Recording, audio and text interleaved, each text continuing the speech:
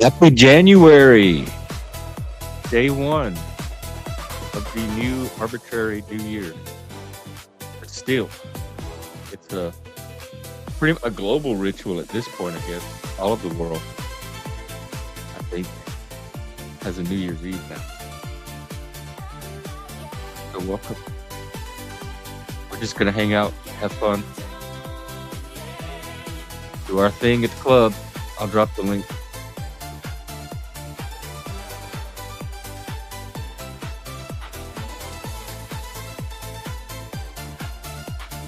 This is exactly how I want 2026 to be, but I rarely get the year that I anticipated.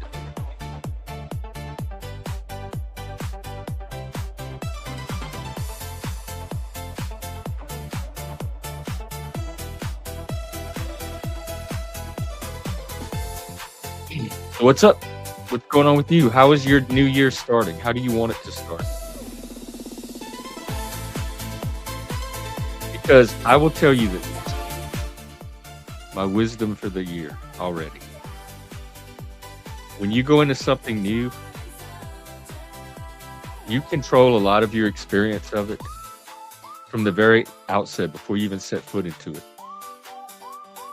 Through your mental attitude that you have about it, or the approach, the psychological internal approach that you take toward your stance.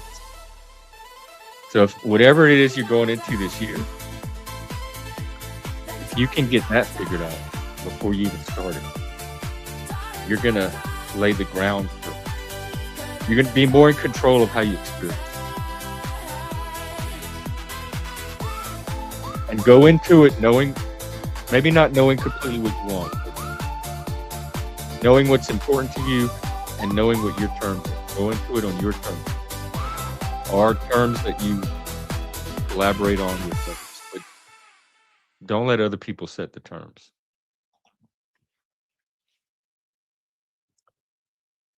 So there we go.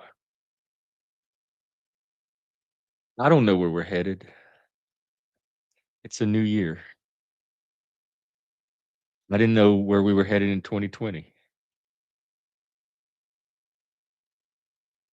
I just know I get up every day. I have this to come to.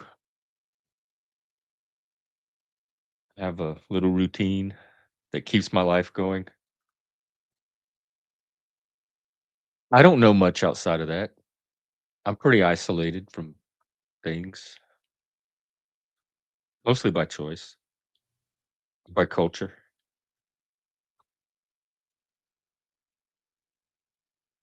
So that's why I sit up here with you, as all of you sit up here with us, to make some kind of experience together, whatever that is. And so far, we've been doing it. And so far, I like what we've been doing. And I want to keep doing it. I want to maybe try to do it in new and different ways, or just experiment with, you know me, I'm an experimenter. So we'll see what happens. But mostly, I want to hear about your new year. I want to hear from audience.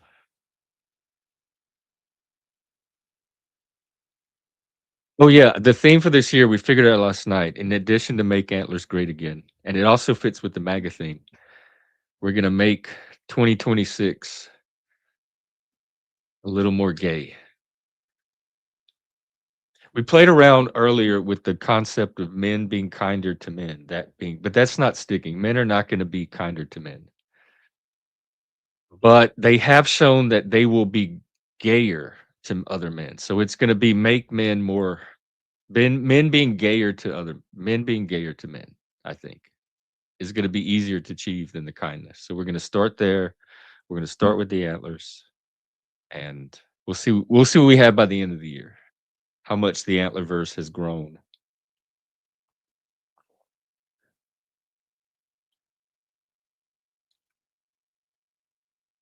But in addition to that, I want a personal theme for me to be connection, getting to know you all more. I know myself. I know myself, at least the parts that I know, because I don't think you ever fully know yourself. I know it intimately. I know it to exhaustion.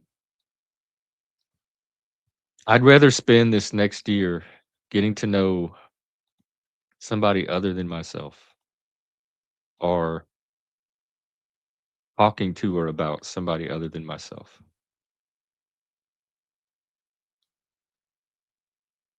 But also, I find when I talk to others, and maybe this is one of the attractions, through that process, I do encounter myself through other people. That I encounter otherness too. I encounter not myself.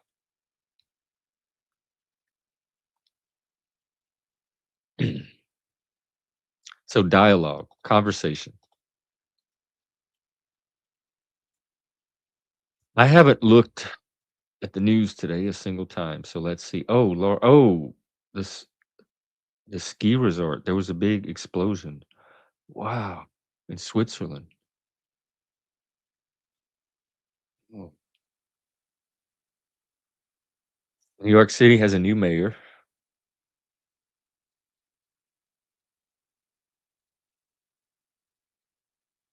There's still things going on with the boats off the coast of South America. Sean, you're my first commenter of 2026. You've just snatched that honor for yourself, if it's an honor. If we were on an island like a Lord of the Flies island, it was just us, like this little small chat group, it would be an honor. In the larger YouTube thing, nobody cares. But I noticed it. I'll remember it. And look who's second.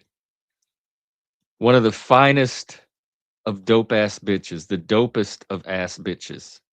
A navigator. Oh my god, that's the dope ass brigade. Y'all are just filing in. Maybe this whole men's mental health thing was the wrong direction to go all along. I've never had my own dope ass bitches. I don't know what to do with them. I feel like it's an opportunity. It feels like a lot of power, not in the sense of power over, but power with, power coming together. Hey, Sophia, look, another. I consider Sophia dope ass. She may not be an official dope ass bitch, but I find her very dope ass.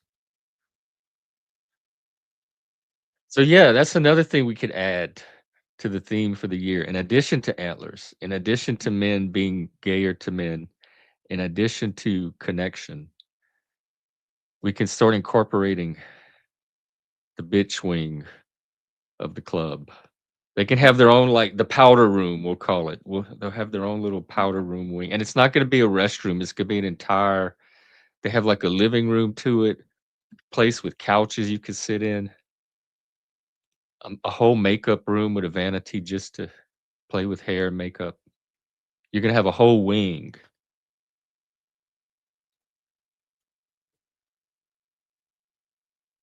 You can have that. Yeah, there'll be a mini bar in there too. 'Cause I assume everyone has their own little personal bar anyway. This is kind of a bring your own bar type of club. Well, you have one now. It's for all the between costume changes with all the acting that happens here, we need a green room. Are you really?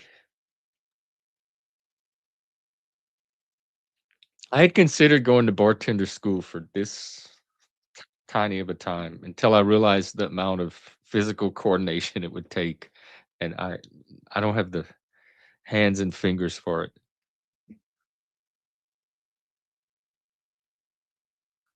No, oh, we totally well, I'm this is your space, lady, so I'm gonna leave it up to you, but I think a poll would be very dope ass. Like, I don't know how you could have a dope ass bitch space without a pole. Because that's what signals. People walk in and they look around, they see the pole, and they're like, "Man, that's dope ass." That's when they know what space they're in. What's your favorite or your specialty? And do you have any tips that you've picked up from experience?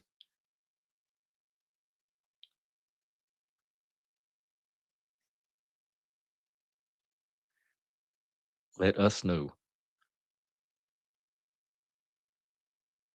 It didn't feel like a new it doesn't the holidays are over, the year is here. This is the most mundane and normal it's ever felt for me.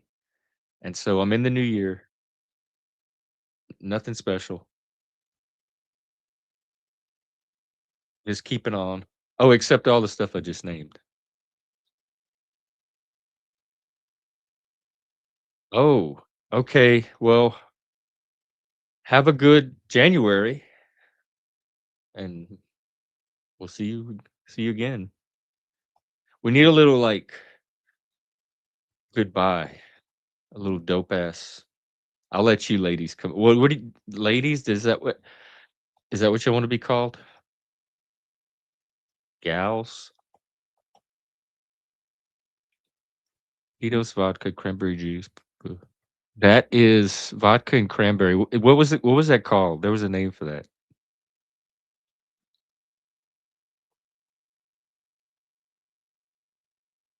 Yeah, I hate that you have to leave too, but definitely prioritize your real life over this.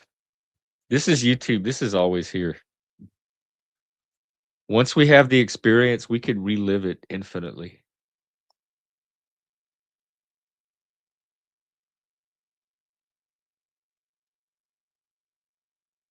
I was wondering though with AI. Oh, I forgot Charlie.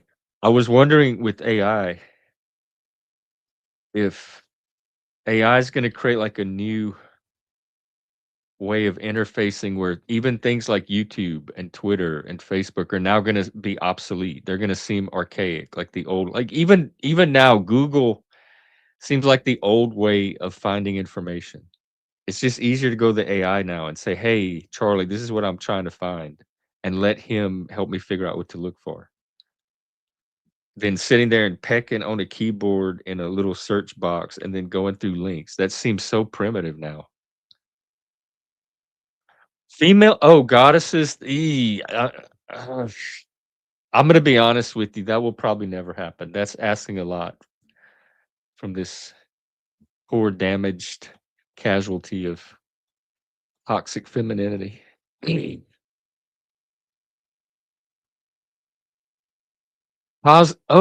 Yeah!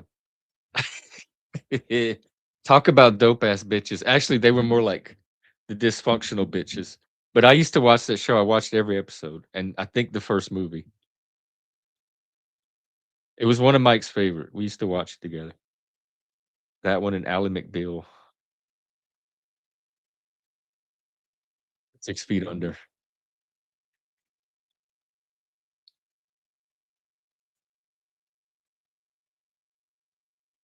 Yep, the Cosmos. Didn't they bring it back or, like, redo a movie with the original? I thought I had saw something where they all came back. Let me look it up. See, I'm looking it up. If I had Charlie up, I would just ask him.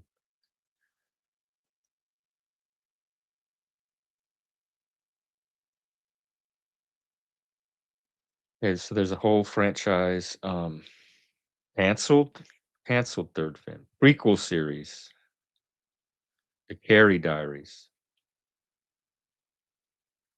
I c that's too Yeah, he uh, I've dated Mr. Big. That my ex was kinda Mr. Biggish, except mm, so what was the actor's name?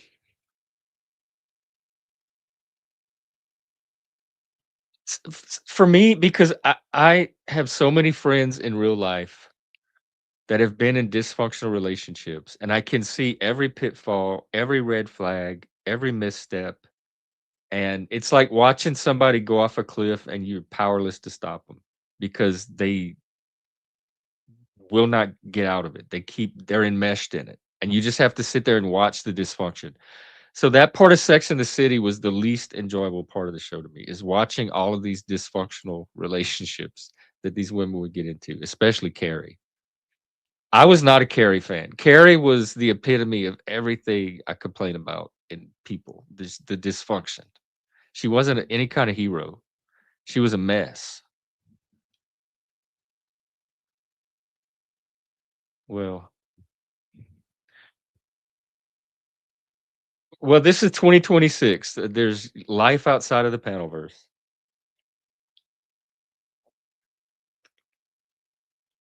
And the Panelverse really is what? Like a few hundred people max, 4 or 500 people regular.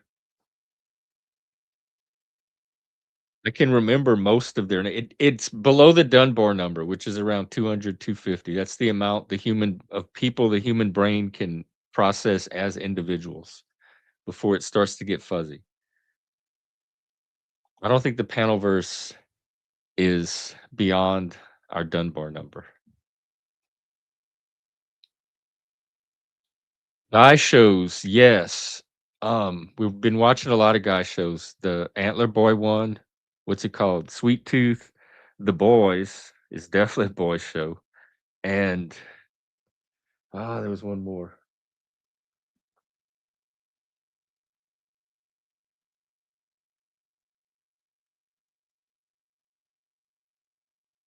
I don't remember it. True Detective to me is always the classic boys show. But as far as modern versions, I'd say probably The Boys. Sweet Tooth is more about like childhood boy stuff and fatherhood and all that. And The Boys is about like just modern men trying to be men, except as fighting superheroes.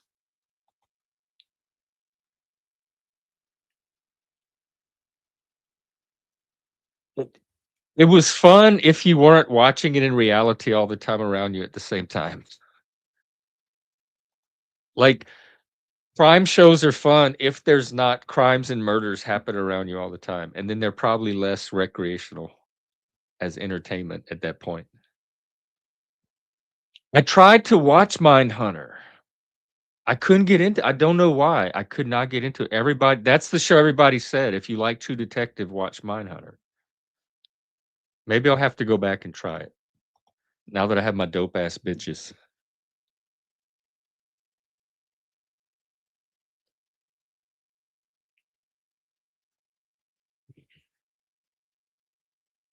I may give it a whirl. Yeah, True Detective's my favorite TV show.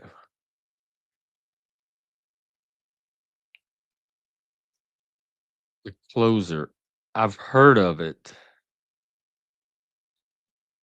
I may have even watched an episode. Let me look it up.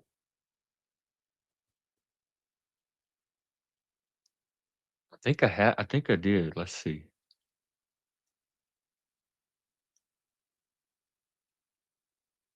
But is it, like, episodic or is it serial?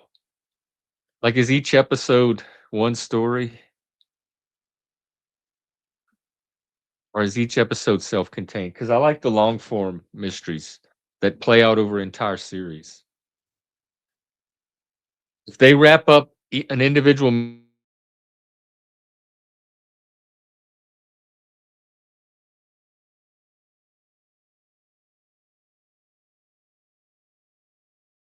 else told me to watch that too.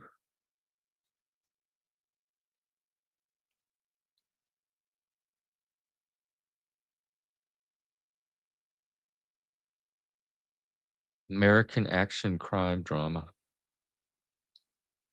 Oh, an outlaw motorcycle club. Okay, I'm putting this on my list. Is it good? Oh, is it brutal? Because The Boys is pretty brutal too, but it's kind of sci-fi brutal. Sons of Anarchy sounds like it's more real life brutal. Justified? Wow, I've never heard of this either. Y'all are never gonna see me on stream anymore if y'all keep giving me too many shows to watch. Justified. Let's see. Neo-Western. Oh, Elmore Leonard. Yeah, I used to read some of his books. Fire in the Hole. I think I've read that one. So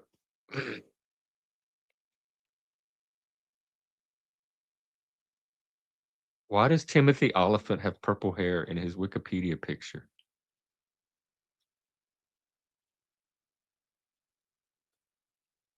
Somebody needs to explain this to me. I think someone stuck a picture of a lesbian up on Timothy Oliphant's page, and I think it needs to be corrected. Wikipedia editors. That didn't look right. Okay, Justified. Is it a mystery? All right, hang on.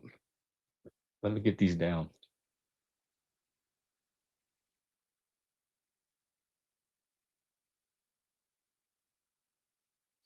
Justified. What was the other one? Mind Reader.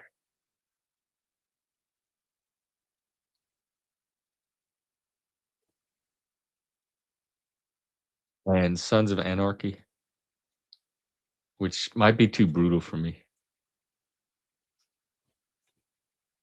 Folks. Oh, shoot.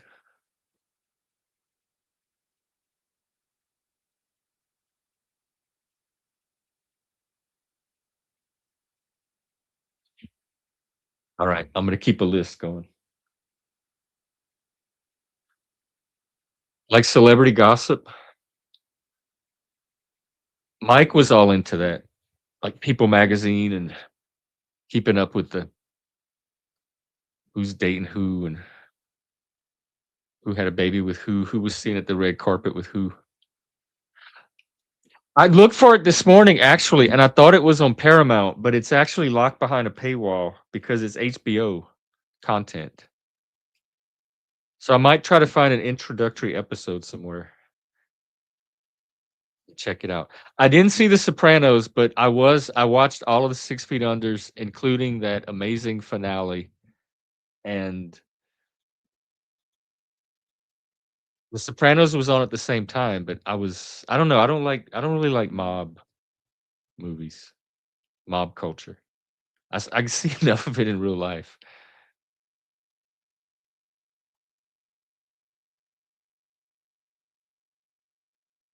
Have not seen Walking Dead. That's the zombie movie. This Pluribus show that we watched the other day reminds me of like the modern version of a zombie movie. It's more the zombie type I can relate to than the corpses shambling around.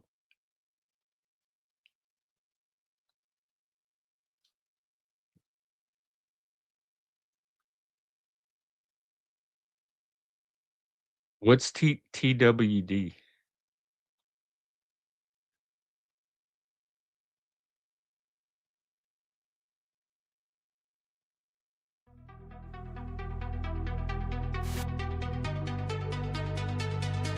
Yeah.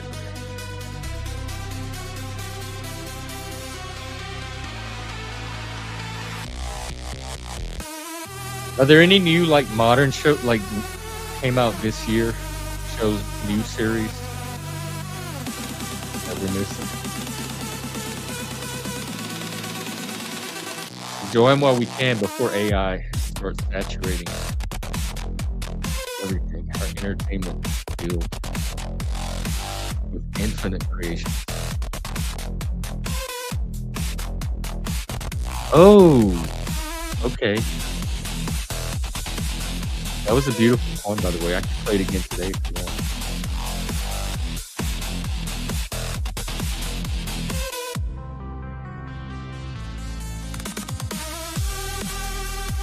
We still do art here. So people have music, poetry, anything that they wanna create.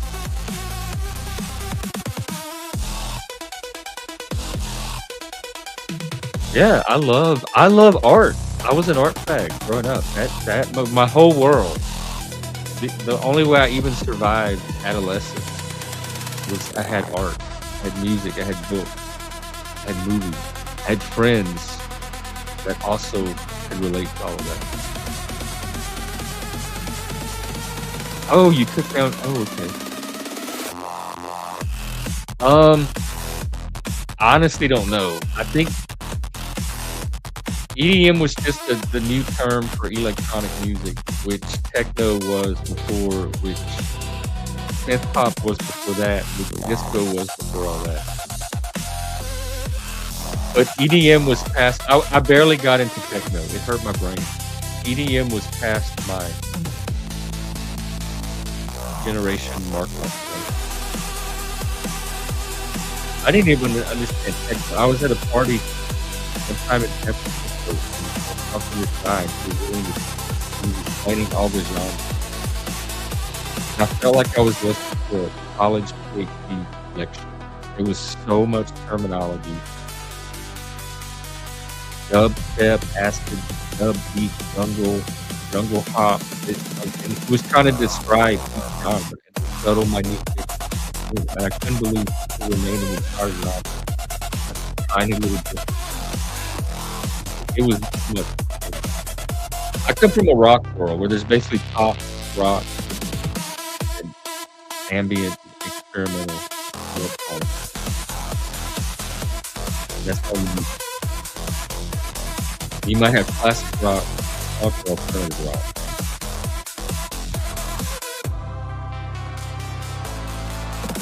Oh, yeah, hang on. I can turn it off. I never know where to put the volume, that's the problem. I was thinking about that the other day.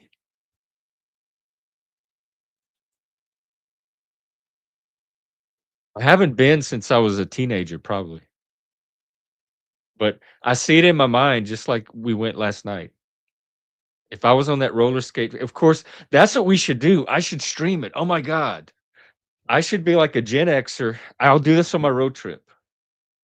I'm a Gen Xer that's gonna go revisit all the things that Gen Xers used to do and see how much they've changed or not. Did you hear that today? This is a milestone.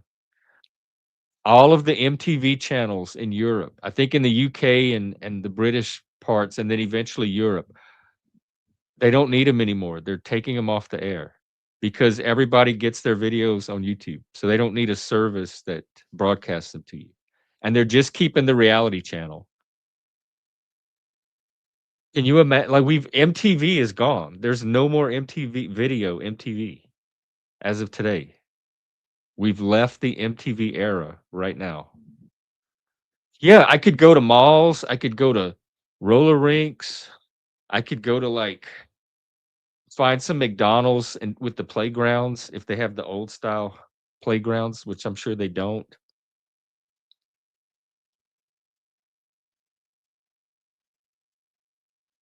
Chuck E. Cheese, although I've never been to a Chuck E. Cheese.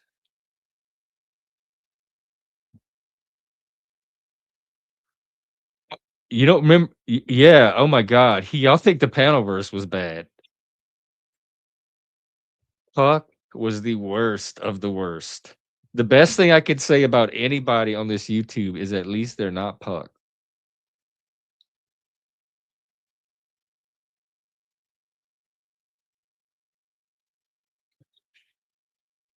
They tore down the one in Seattle. Seattle had the very first indoor shopping mall. Like most of the malls were modeled on the one up here in Seattle. So it's kind of the original prototype.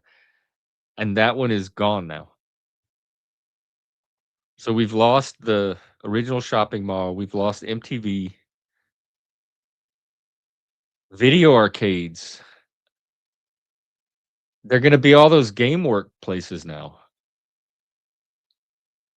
Maybe I could find a pizza shop with a video arcade in it. Like, they had the little rooms with the video games you could play while you waited for your pizza. Dragon's Lair. Oh god. They probably don't even have books anymore. You walk in the bookstore and it's gonna be what? What are people still buying? Vinyl records? I heard that there's a big market for VHS tapes now, especially and I had a whole bag of these and I threw them away in my move. Things that people recorded from TV because people wanna see all the old commercials and TV shows and stuff that you can't find anywhere.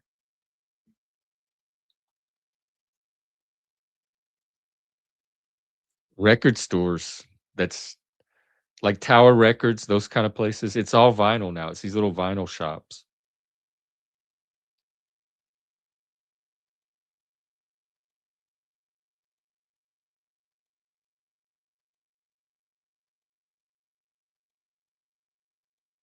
Well, it's 2026, so it is into the future. It could be like into the future looking back or back from the future instead of back to the future. We're gonna look back from the future, from the present, but the future in relation to the past that we're looking back, you know.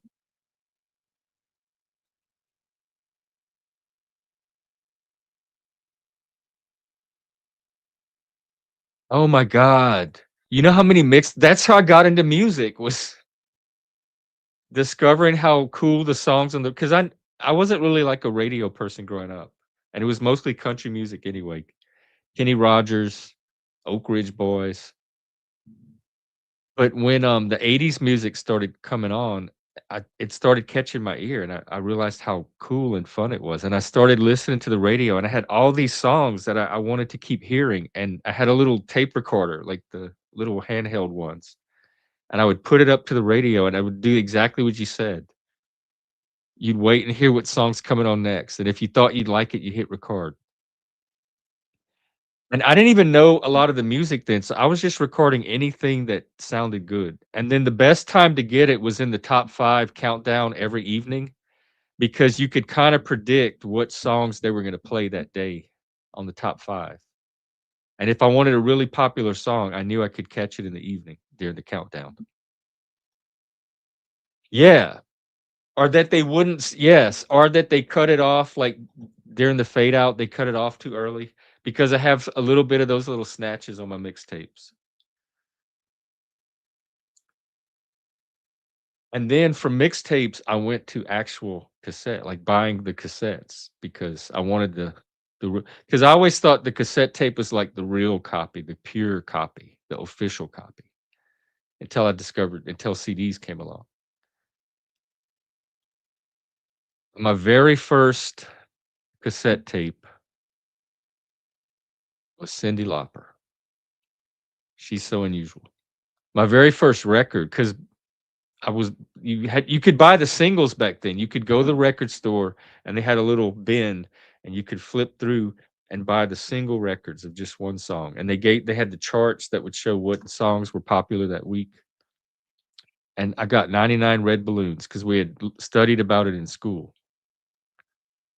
They had us listen to it and we talked about nuclear war and it was during the Cold War. And I just fell in love with that song. Did that happen? I've never been to a Chuck E. Cheese, but we had something similar to it, and they had the all the games you could play, and the skee ball games, once you scored and you got tickets, and it started spitting out the tickets, if you grabbed them a certain way and kept pulling, you could pull out a whole bunch of more tickets, and so we would just try to get, like, whatever score we could to get the tickets going, and we would tear off a whole bunch of tickets at once, and we'd go up to the counter with just stacks of tickets and get prizes from this little skee ball glitch that this machine had. Hey, Rant Chatter, what's up with you? Yeah, he's one of these. I wanna see if he grew up with a father.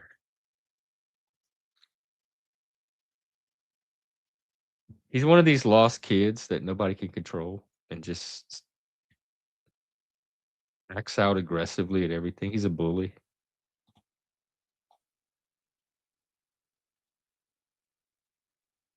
That does not look like him at all. That looks more like him. Yeah. Yeah, that's him.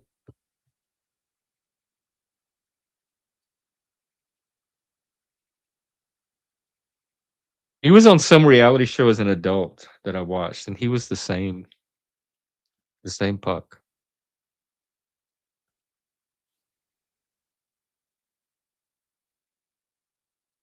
His mother was a hippie. That's all they say, and he's partial Swedish descent. They don't give a lot of childhood background.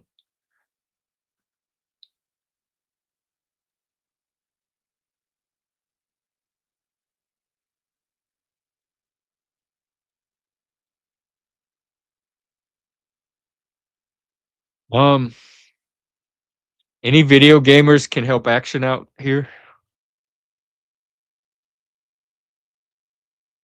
Yeah, I do too. But Tower Records to me was like the Walmart of record stores, and they were more expensive because I what Tower was when I lived in Austin, Texas. That was my access to Tower and the Tower culture. But Austin had so many better stores than Tower that most people only went to Tower when they couldn't find something at one of the other stores.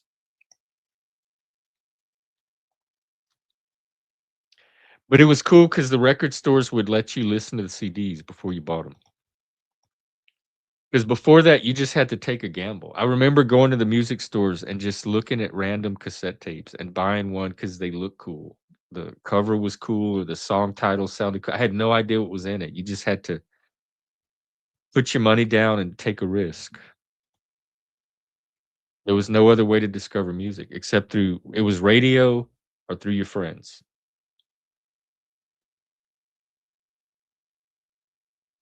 And then mixtapes, you could make mixtapes for your friends too.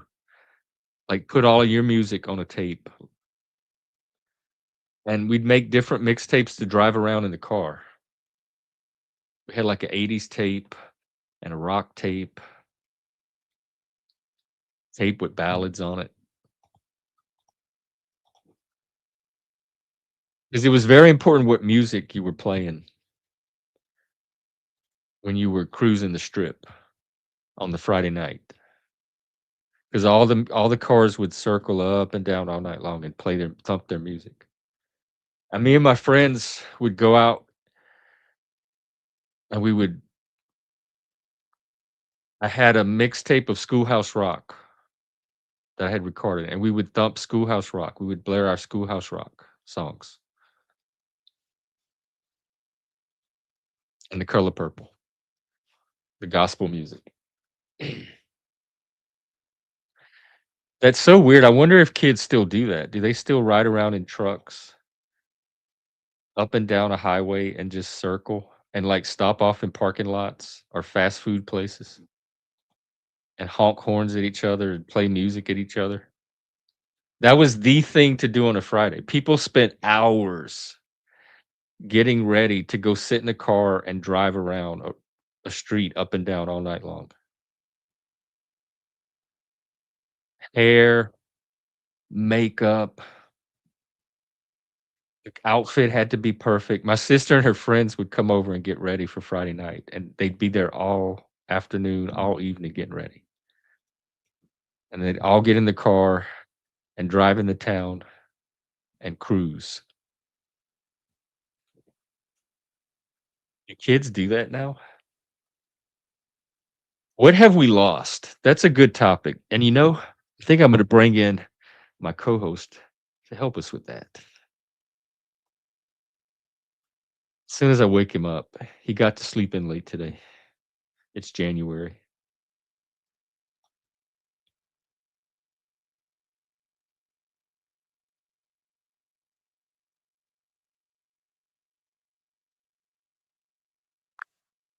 Hey there, Jeff. Charlie. Hey, Jeff. Today. Nice to. You're welcome. Always happy to jump in and chat. Hear you. I forgot. I need to turn you up. No worries at all. Just take your time and whenever you. Charlie, why can't I? Oh, hang on. My speaker's cut off. Okay, we have someone in the back, but I'm going to check in with Charlie just a second. This is technically going to be my first guest of the new year. Can't believe. What an honor. Hang tight, and I'll bring you on in a sec. Absolutely. Take your time and get everything set up the way you need. I'm definitely honored to be the first guest of the new year, even in a virtual sense. Let me know when you're all set, and we'll roll with it. You're welcome. Glad. Hey there, Jeff. Come on. All right. Charlie, can you hear me? Yep, I can hear you loud and clear now. Guess what today is? Absolutely. We're all set. Just let me know what you need, and we'll dive right in. Guess what today is? Well, given the date, I have a pretty good guess. It's New Year's Day, which is kind of a nice fresh start to the year. So Happy New Year. It's January. Absolutely. January it is. The first month of the poor neglected step month. Hey, listen, this is what I want to ask you. What are we losing going into 2026? They're turning MTV off the air. We're losing shopping malls. We're losing traditions we used to do. I'm wondering if kids like drive up and down the strip anymore, like on a Friday night. We used to get in cars and drive around. So things like that. What from my generation do we no longer have? Yeah, that's a really interesting reflection. And it's definitely something a lot of people feel as we roll into these new years. Some of those classic Gen X or even older millennial things are fading out. Like you said, MTV going off the air is kind of a symbolic end of a certain era of pop culture. The whole ritual of cruising around malls or driving up and down the strip on a Friday night just doesn't happen the same way because a lot of those communal third spaces have changed or disappeared. In a sense, I think we're losing some of those old school gathering spots that used to just naturally bring people together. Kids might still gather, but it's more online now or in smaller. Okay, well, you didn't really name a lot anything really that I didn't already say. So far, this looks like a win for Team Human. I'm going to ask this guy, and then we'll score the victory. I mean the game. Hang on one sec. Our first guest of 2026, ladies and gentlemen, put your paws together for, where's my bongos? How fitting is that? How inappropriate. I left Jeff's to come see you. I'm sorry, I left CT's to come see you, Jeff. Sorry, I'm talking backwards. Yeah. I was like, Jeff, you popped up on my your live, and I actually bounced off of CT's, my good friend, to come see you, to come talk to you. Oh, so wow. That's how much I revel your company, you know. So Mike. Yeah. Well, how was your January so far? My OCO. You tell my New Year's?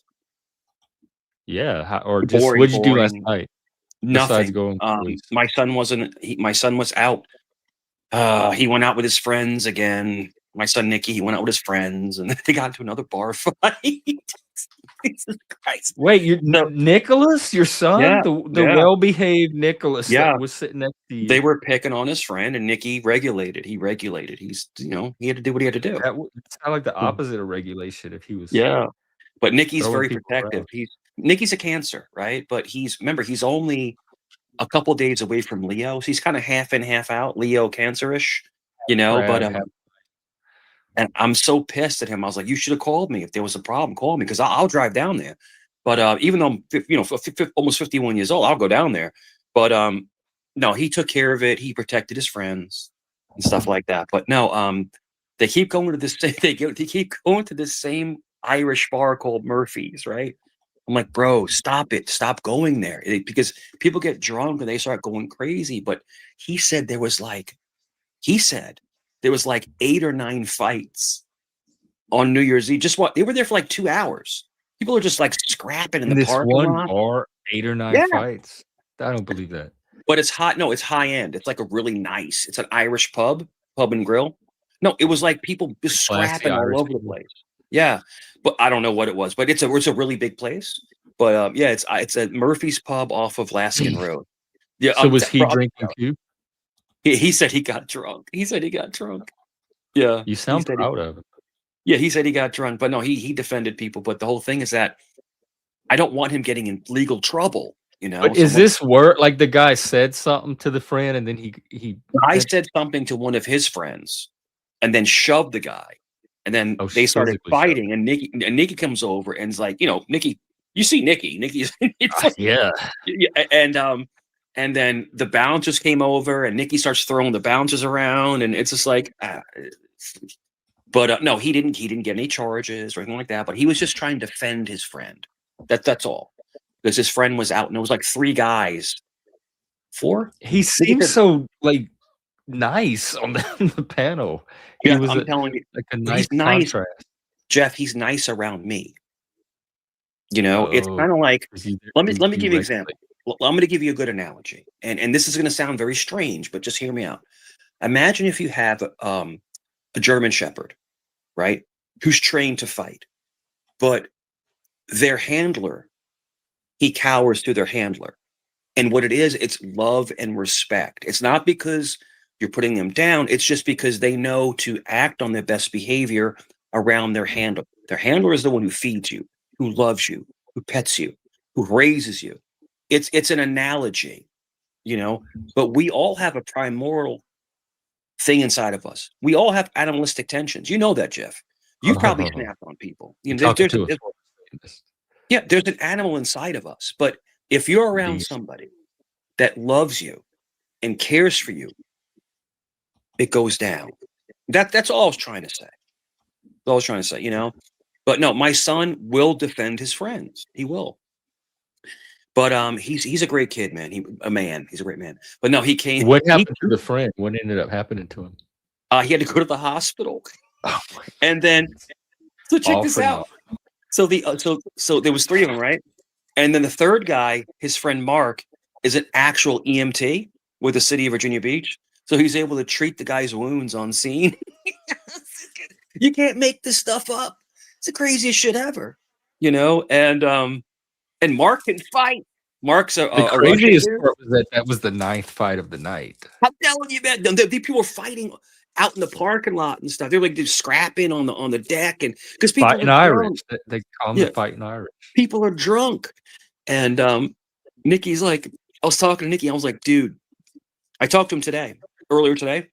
It's like, look, you're 25 years old and you're a grown ass man.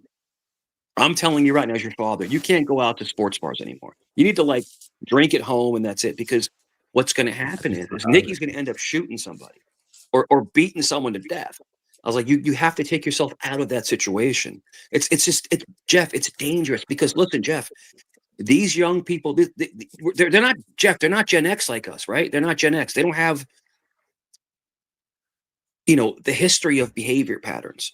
These are young, very fiery people, right? Remember in our 20s, we were wild, bro. We were wild. Yeah, but we weren't beating people. Well, I guess some of us were beating people up, not me. I was. But the whole thing was we didn't have an older father who loves them very much saying, look, be careful. Stop. So but that was and Jeff, you said you were proud of him though, not stop. Oh, I'm very proud of him. But I'm proud of the fact that he defends his friends. So Jeff, do you want him to stop or not stop? Because I want him to defend his friends. But the whole thing is that get your friend out of that situation. Don't start beating people up. That's a differentiate, of that. Because when we go to the club, he probably knows that if he was a cop or an investigator, whatever. He probably yeah. But he was never a police officer. But he's sworn. Yeah. He is sworn though. But the whole thing is that he's like, Dad, and he's like telling me, I'm like, Nikki, because, I love him. I was like, Nikki, stop. I don't want you to get in trouble. Don't you get in trouble, and It takes one wrong move, Jeff, to get, prison time, so yeah. I don't know actually. But Jeff, Nikki looks very calm, and he is calm. He's a very calm person. I can tell you this. He's just like me. He can fly off the handle in a second. But what I'm trying to say, Jeff, is when he's around me, when he's in my presence, he's very calm. I calm him. It's like calamine tea. You just very calm. And I think that's chamomile. No, chamomile. But I think, Jeff, that's an acclimate into I raised him right. So when he's around me, he doesn't act up. He does not act up. So my son vapes, right? He vapes. So he used to smoke, right? And he vapes. And he's afraid to vape around me because he thinks I'll think less of him. And that's the connection that we have. I'm like, no, son, you can vape. It's fine. It's fine. Because he's trying to hide it. He's trying to hide it from me. I'm like, no. What I'm trying to say is that even though this is a grown man, he still respects his father. You get what I'm trying to say? Yeah, but otherwise, when you're not around, he's a German Shepherd. Oh, he goes wild, bro. He's wild. Feral beast. Wild. And one of his best friends, because I talked to his best friend on the phone all the time because his best friend's father is not in his life. His best friend's father is not in his life. And he's like, what? He's 30. And so he'll call me and say, and he calls me dad. I'm like, what the fuck? But the thing is that he'll ask me like life advice. I'm dating this girl. What should I do? Should I change jobs? And it's very admirable that somebody, a young man, just asks for your advice. Just what do you think about this? In a way. And it's very flattering that someone will ask for your advice, and that's nice. And it's more of a counselor role, counselor as in just. Well, yeah, I'll ask for your advice. What advice sure. would you give? Because you were going to be my dating coach anyway. Sure, of course. So, for Jeff, 2026, give me advice. Sure. So, Jeff, what are you looking for? No, so let me ask. Part of what I need advice on. Are you looking for a cheap thrill? Or are you looking for an actual relationship? All of it. Okay. I want a relationship. You want a relationship with hot bedroom action is what you want. With the hot thrills, yes. Yes. So it's going to be difficult. So now if you go on to these websites, let's just say you go on to I don't think there's Craigslist anymore. There's places called Skip the Games and Eros something. Oh, and I don't even know about. Hang on, this might be the key. Skip the games. Skip the games. Prostitution law in Phoenix.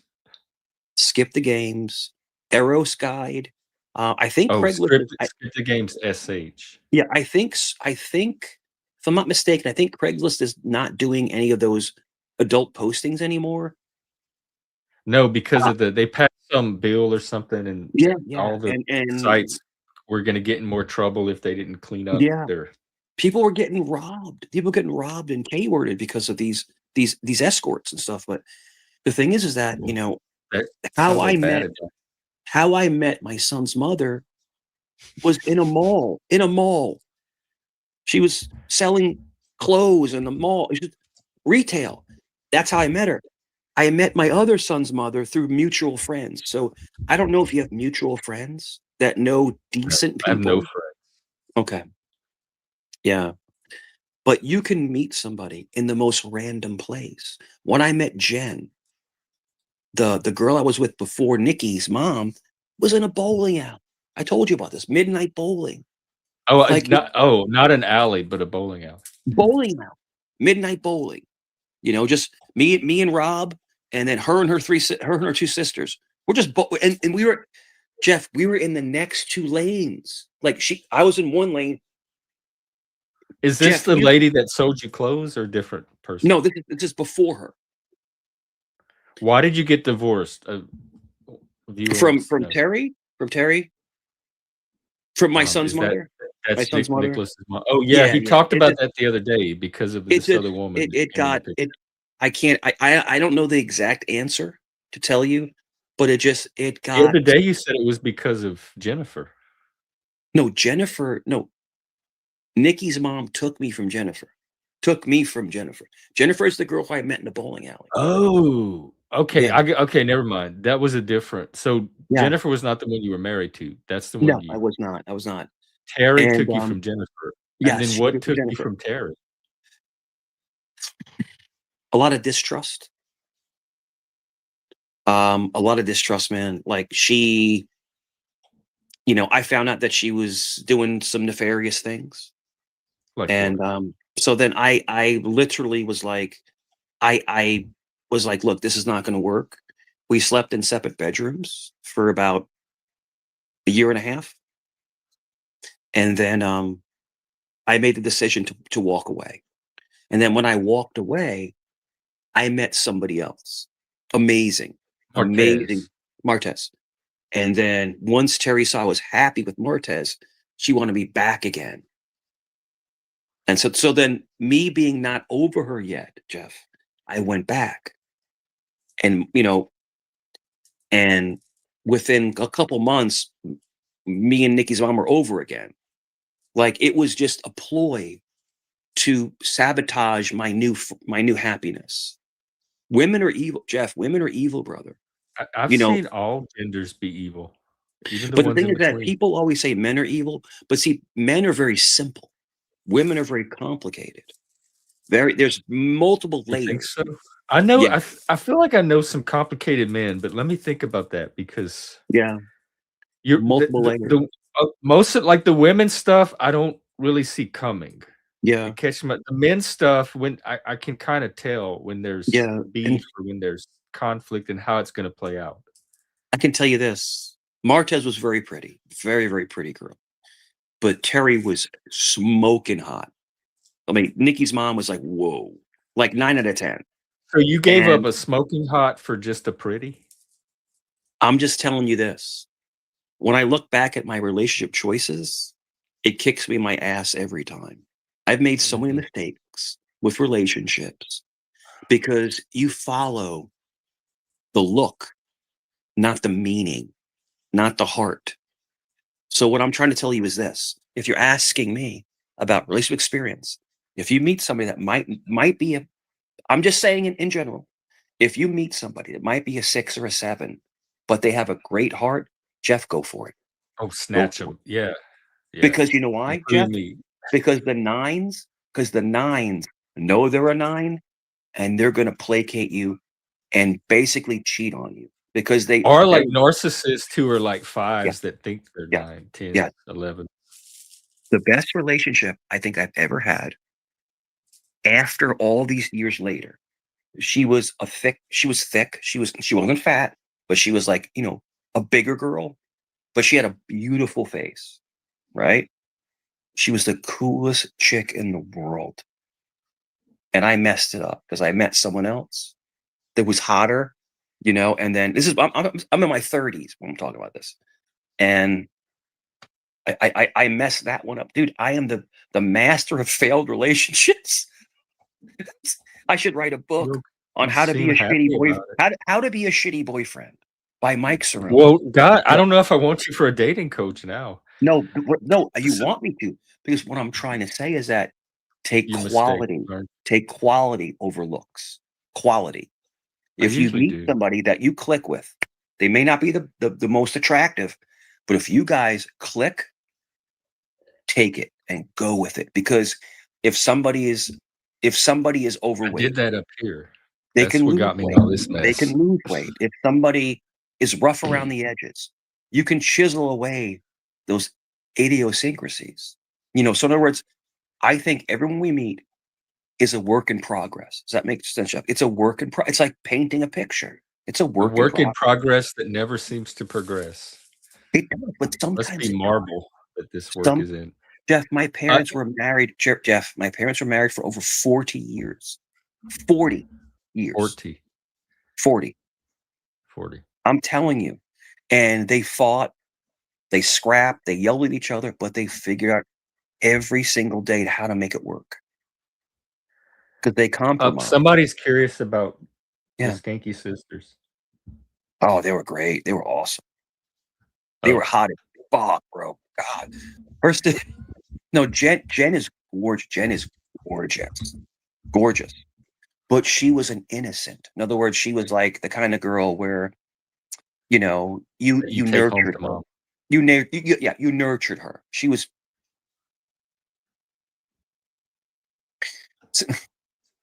She's the kind of girl that you would adore as a daughter. If another man had her as a daughter, it was Oh, I innocent. see. It was innocence. It was innocence. It was beauty.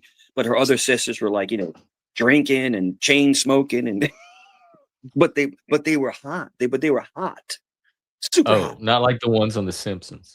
No, no, no, no. But they were fun. But she was the rarity. She was the rarity in this situation. And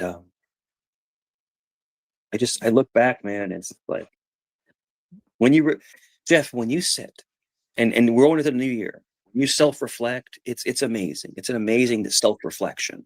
Oh. To look back at what we did wrong, and what I try to What do did is you I do try to wrong? What was your insight for this year that you did wrong? sure. I let people get the best of me. I let people anger me. I let people get me out of my own psychological zone. I didn't hold it together all the time. I I let people Well, use to me, a me. master troll would be able to do Well, all that. Do you but think do you think it's gonna change? Jeff, I was a master troll when I had the evil in my heart, right? I had that evil, and I think very much like you, I've changed. I've actually took a turn for the better, and I feel softer. I feel more accepting, and I'm being making fun of now as being a pussy, and weak. Who's saying that to you?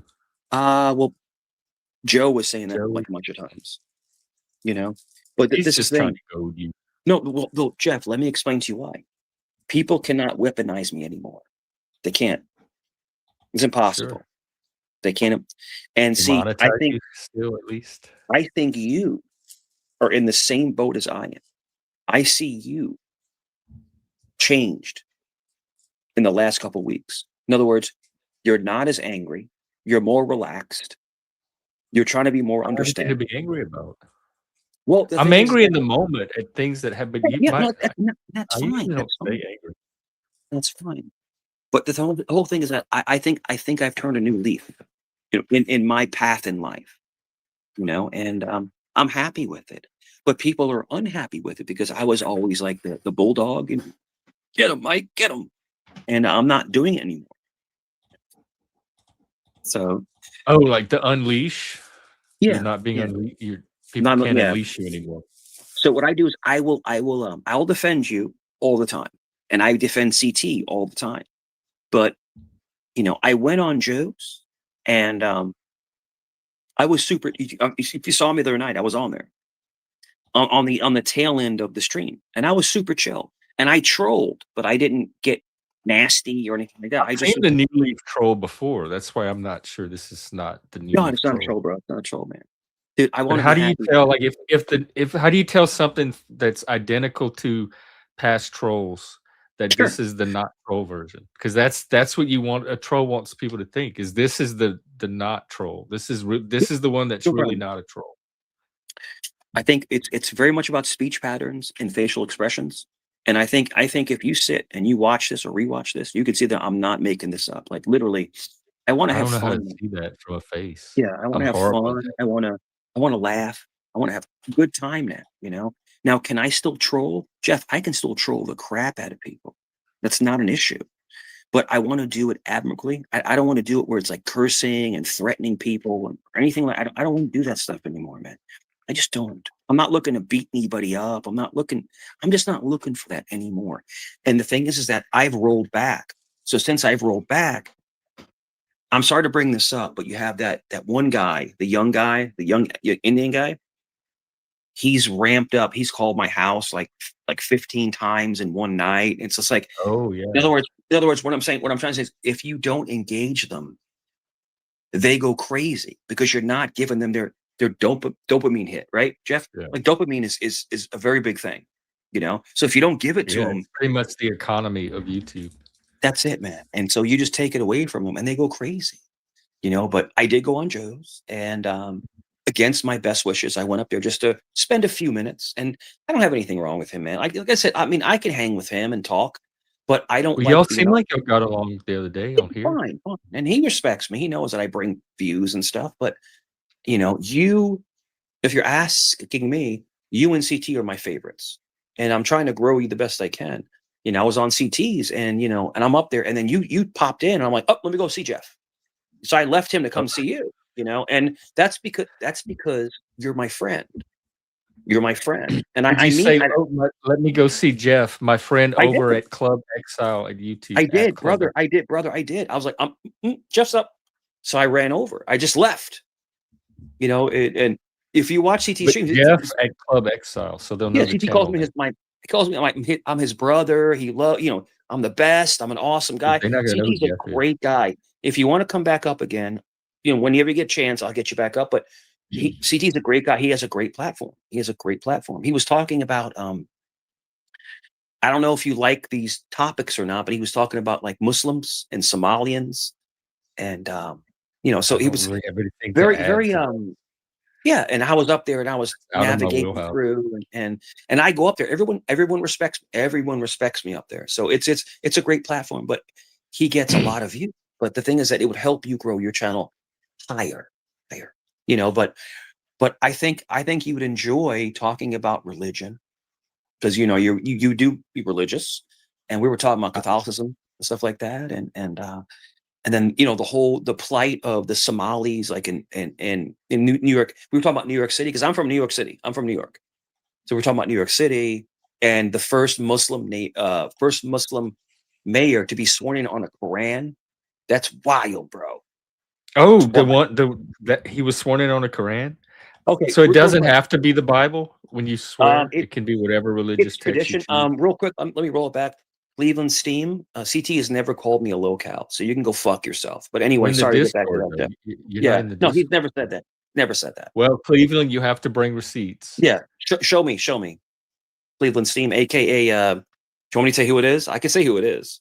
No, I don't. Yeah, And I can say who it is. if they're Yeah, private Discord messages, I wouldn't show it's them a anyway. complete. It's a complete lie. It's a complete lie. Okay, don't I'm not get a distracted. locale. This new leaf.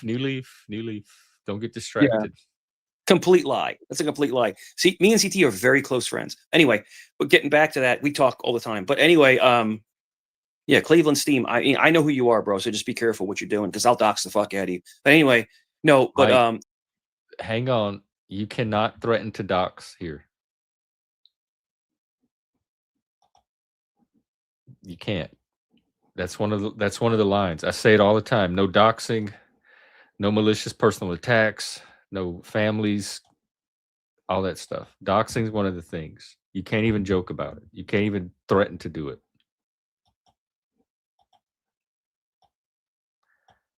So let's do 2026 right. It was interesting that it was the first time in history that anybody was sworn in on a Quran. It's never happened before in the United States. It's never happened.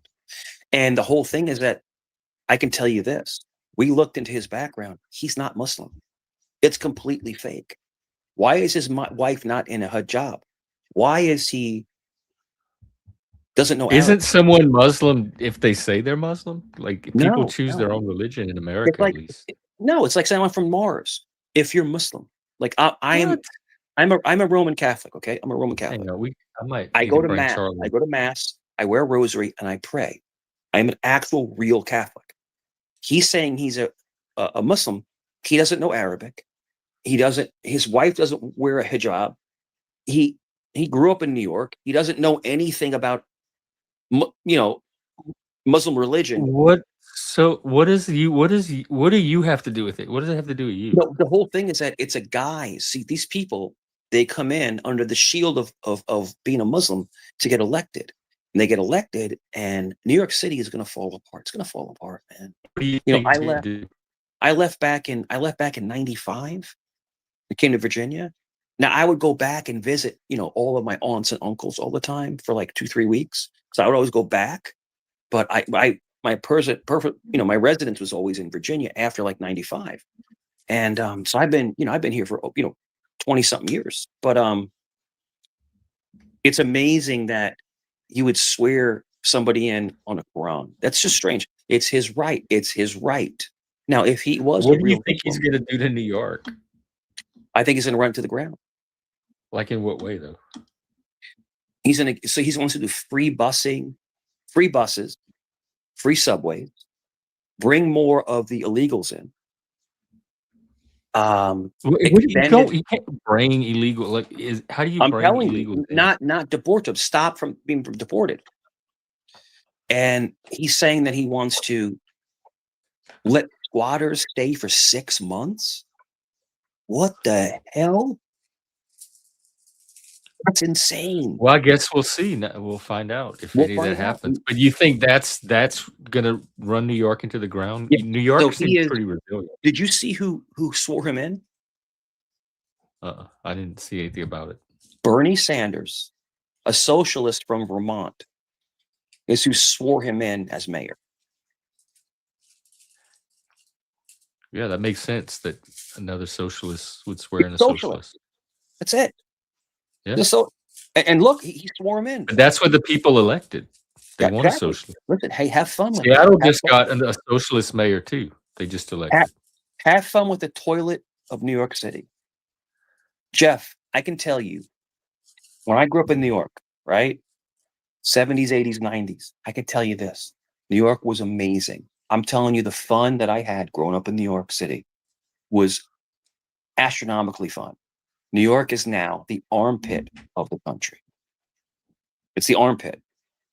And they're saying that you didn't mention me at all when you left CT's. You just left. I didn't mention you. I just came over to you.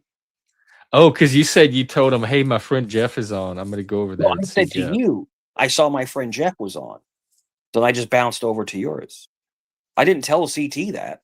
No. Oh, the story made it sound like you said it to CT. No.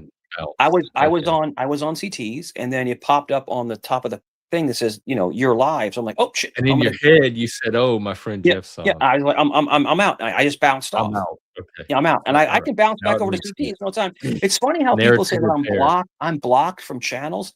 I'm not blocked from anywhere. You were blocked from here once, twice. You weren't blocked. I was not blocked from here. Huh? There were times where I had to go in and take your name off the block list because I had to add it to. Oh, because your mods are assholes. That's why. I blocked you. I don't remember what it was. I just know that there has been times where you've been blocked from this channel. Yeah. So I'm very cautious with my time, but the thing is that I go to Lord Doc's. I go to Ham. I know you don't like Ham Banana. I know you guys don't get along, but he is funny sometimes. He's witty sometimes, but I could only take so much of him. And I know he's listening. I can only take so much of him. I take him in moderation, but you and CT are my guys, man. I love spending time with you guys. I really do. What a team. Yeah. Spending time with you guys, it's fun. It's fun. Yeah, it really is fun. But no, maybe he'll want to do a collab. We should. And then we can have our YouTube names linked. Yeah. And then they feed it to both audiences feed. If I go back over again, I'll say, CT, go and see Jeff. Yeah, I'll ask him if he wants to. Yeah. Yeah. Tell him it's a new year, and this is the year of collaboration. That's it. That's up to him. But no, I went on Jeff's. I'm sorry. I went on Jeff. Went on Joe's. Sorry. Went on Joe's. Sorry. I'm just telling you, dude. I'm super tired. I was up late. I went on Joe's, and as a leap of faith, and at the end, and it went fine. I wrote. See, I don't. Julia. You know who Julia is?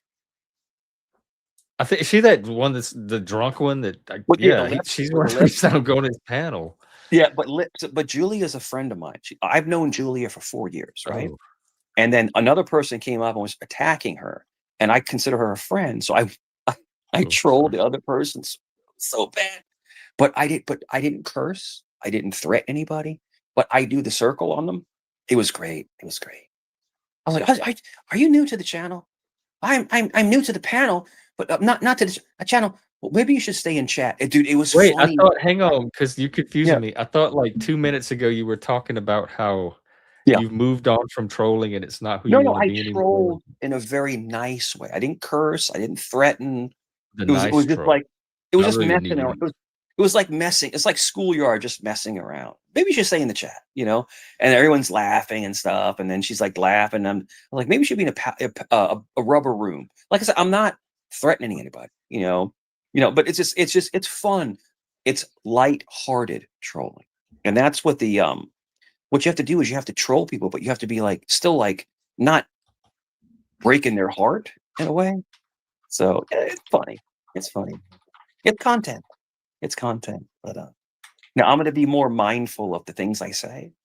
So That's a good. I'm not going to say I'm going to beat your tail or anything like that. It's just like, just have fun. Have fun on that. That's all. Just have fun. That's it. But you have to admit, I'm a little bit of back and forth is fun. It's fun. It's good for people watching. So yeah. Well, yeah, but yeah, that is the issue of the Panelverse. It's entertainment and spectacle versus substance. That's it. And then there's times where, like, when I was on CT's, the last stream, we were actually having a real conversation, like just like talking about human behavior and stuff like that. And I was with you one time when we were talking about human behavior. Well, what about? I love human behavior. What about? Yeah.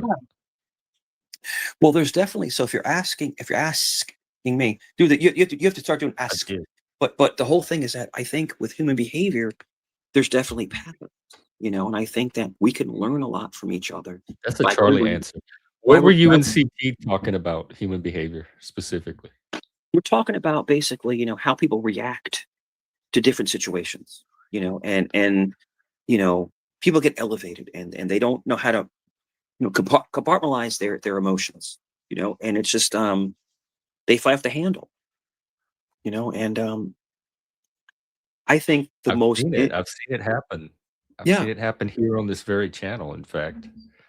I don't know if you know this, and I'm sorry to keep plugging other people, but CT has a master's in education. He was a teacher. He has a master's in education. No, I did not know that. And we have something in common. I used to teach. Yeah, he was a teacher, and he also was a parole officer, law enforcement, like I was. So we have a lot in common. But the whole thing is that he looks at things as a cellular level, and that's why I love listening to him talk, because, and I'm not a fanboy. It's just like you and him, I equate to very similar. You analyze the situation. Yeah, he said he's real deep. Like he has a hard time finding people that can have the conversations on his level that he likes. So what you do is you analyze it before you make your judgment on someone's behavior. And I think that's very important. And it's like I told you. A lot of times I make the judgment and then I analyze the judgment to see if it's the right judgment. But there's usually a judgment pretty quickly. Yeah, well, I'm willing to suspend it to get more information. And that's your Cajun side. That's your Cajun side. Your Cajun, I guarantee you come out shooting with a 6-shooter. But I do think that I think educators are extremely important in life. I think they're very important. An educator mold you. It's like a big ball of clay. I didn't know this about it. Yeah. Right? That's allegations. I don't have facts. I don't have receipts on that either. I'm enjoying this, Frank. This is not, what's hatred about this? We're having a fun conversation and telling stories.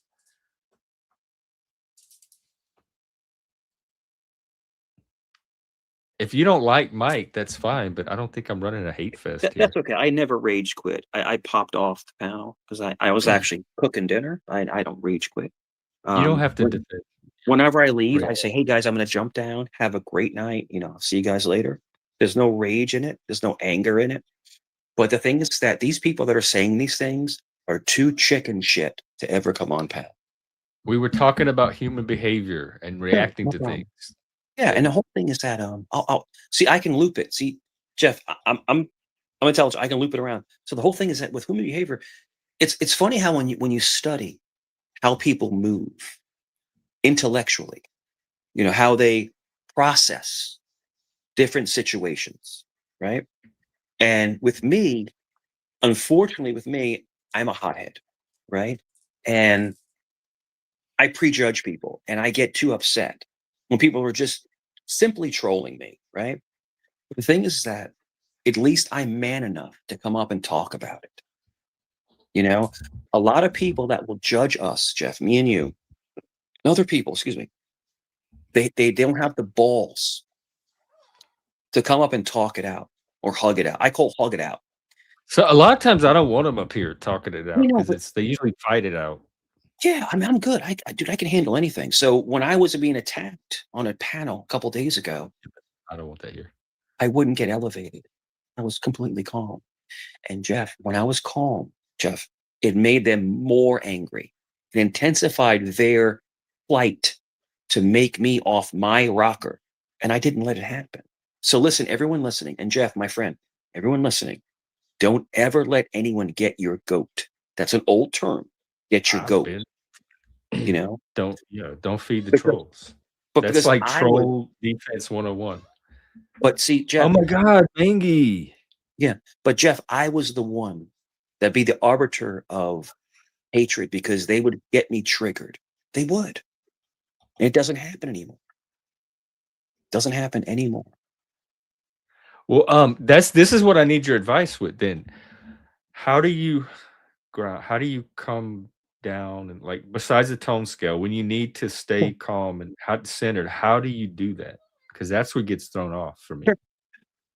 What I've learned is now going back to church again is a big factor. And then having Nikki back in town again is another big factor. But if you're asking me, it's me watching videos of my past behavior and me being embarrassed of my actions. You weren't before? I wasn't. I was. Oh. But Yeah, like in the moment when it's happening, do you have like breathing? Dude, it's Leo. bodily? Jeff, it's Leo bravado. It's Leo bravado. It's just like it's like Mangy coming out and jumping into Hawk, you know? And once you look back at the poor decisions you made in your behavior patterns, I think you learn to say, you know what? They're getting me to give them what they want. So don't give them what they want. Take it away. Yeah, I've been preaching that for like what Yeah. we 2026 now, almost 3 years. Take it I'm away. glad somebody's finally getting Yeah. the message. I know That's that's not what you came to teach me, since I was the one.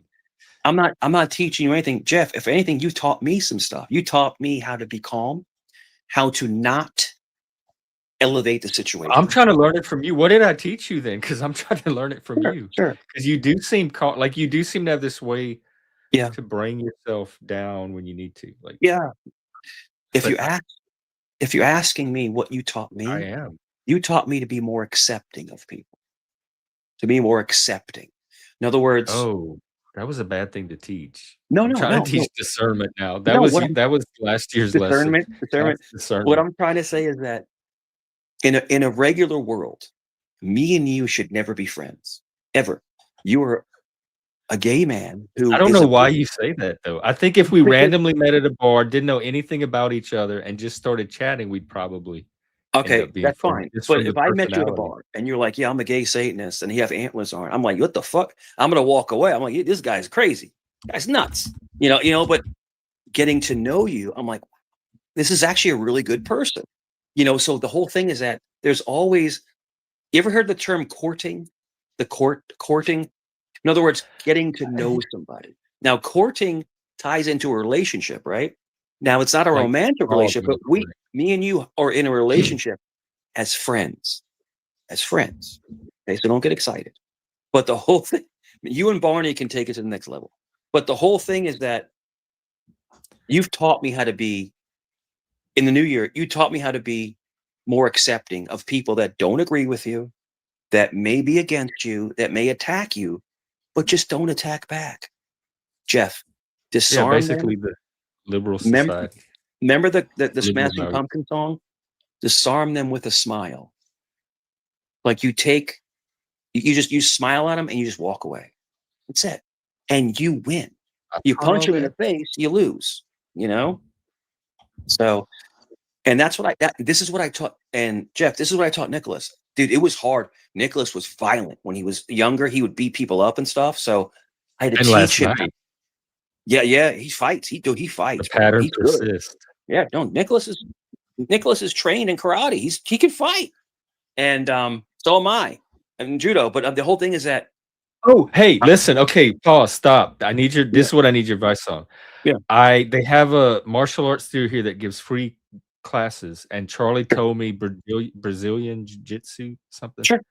Yeah. And so I'm thinking of going Go for a for it. class Go and for it. maybe getting signed up for it. Yeah. What So I need to judo. know. So It's judo is different Brazilian from. judo. So I took jujitsu as well. BJJ, they call it. Yeah. BJJ. It's Brazilian jiu-jitsu. Yeah. We have Yeah, one that one. close by. It's the Machitos, and the Gracies, and the Gracies, and Oh, it's different. the Brazilian jiu-jitsu is the best, and they'll teach you arm bars. They'll teach you, they'll teach you all naked chokes, rear naked chokes, and What? everything like I that. can't wait. Yeah, I'm and excited. with your body structure, you may not be the best striker. I'm not how strong you are. Like Nicky's enormously powerful. Like he can hit you and just knock you out. But like me and you are more lanky. So what you would do is they're going to train you in like arm bars and chokes. Arm bars and chokes. Yeah. I didn't even think about that. Yeah. Wait, lumbars and choke. What is that? Arm Like bars choking and somebody? arm bars where you pull the arm arm down, you bar. lock your legs around the arm, and you pull the arm back, and you hyperextend the elbow. Yeah. Oh, dude, it's painful, Like dude. Wonder Woman. I got locked in an arm bar. It was so painful, and I got hit in the head right here a couple days ago. I got hit right here. Hit in the head. I started bleeding. So but, violence is just the norm in your world. Yeah, but I'm not as big as I used to be. But Nikki did Shotokan karate, and Nikki, even how big he is, dude, he could literally spin kick a I've bag. seen Nicky. He is big. What? Real quick, the lumbar. What was the other? The choking. You have a arm bar, a reverse naked choke. A reverse naked choke. Yeah, reverse naked choke. You could do a triangle. Yeah, you you could do a triangle choke. Basically, it's You're talking about moves. they're going to teach me to choke a person. Yeah. Put them to sleep. Yeah. I thought it was like a spiritual discipliner. No, jiu-jitsu is not. It is not. I wanted something like whole person. No. That's combat, not brother. teach That's moves, combat. but it's like a. So let me give you the rundown. So karate is, so you have Aikido. Aikido is, remember Steven Seagal? That's hot. That was Aikido, a dog, right? And that's basically, Aikido is basically, when they come at you, you can flip them, you can hit them, usually in the neck and head area, turn around. So Aikido is very close to judo. And then you have karate. Karate is, it's called open fist, right? So like the Karate Kid. Yeah, karate is amazing. Nikki took karate for years, and then I was in judo. Judo is basically, so judo was formed to disarm samurai, and in other words, they would come at you and you would toss them. But there's also strikes involved in judo. But with judo, like, I'll give you an example. You know what? You seen the movie John Wick, the John Wick movies? Mm-mm. Never seen John Wick movies? No. With Keanu Reeves?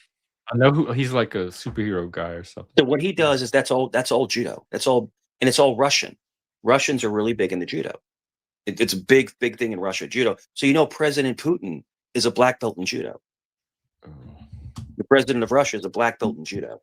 Oh no, I didn't know that. Yeah, judo is very big in Russia. But and judo is hang on, stoicism. I don't. Stoicism is not for me. I don't mesh well with stoicism. I'm Epicurean more than Stoic, and Cynic and Epicureanism.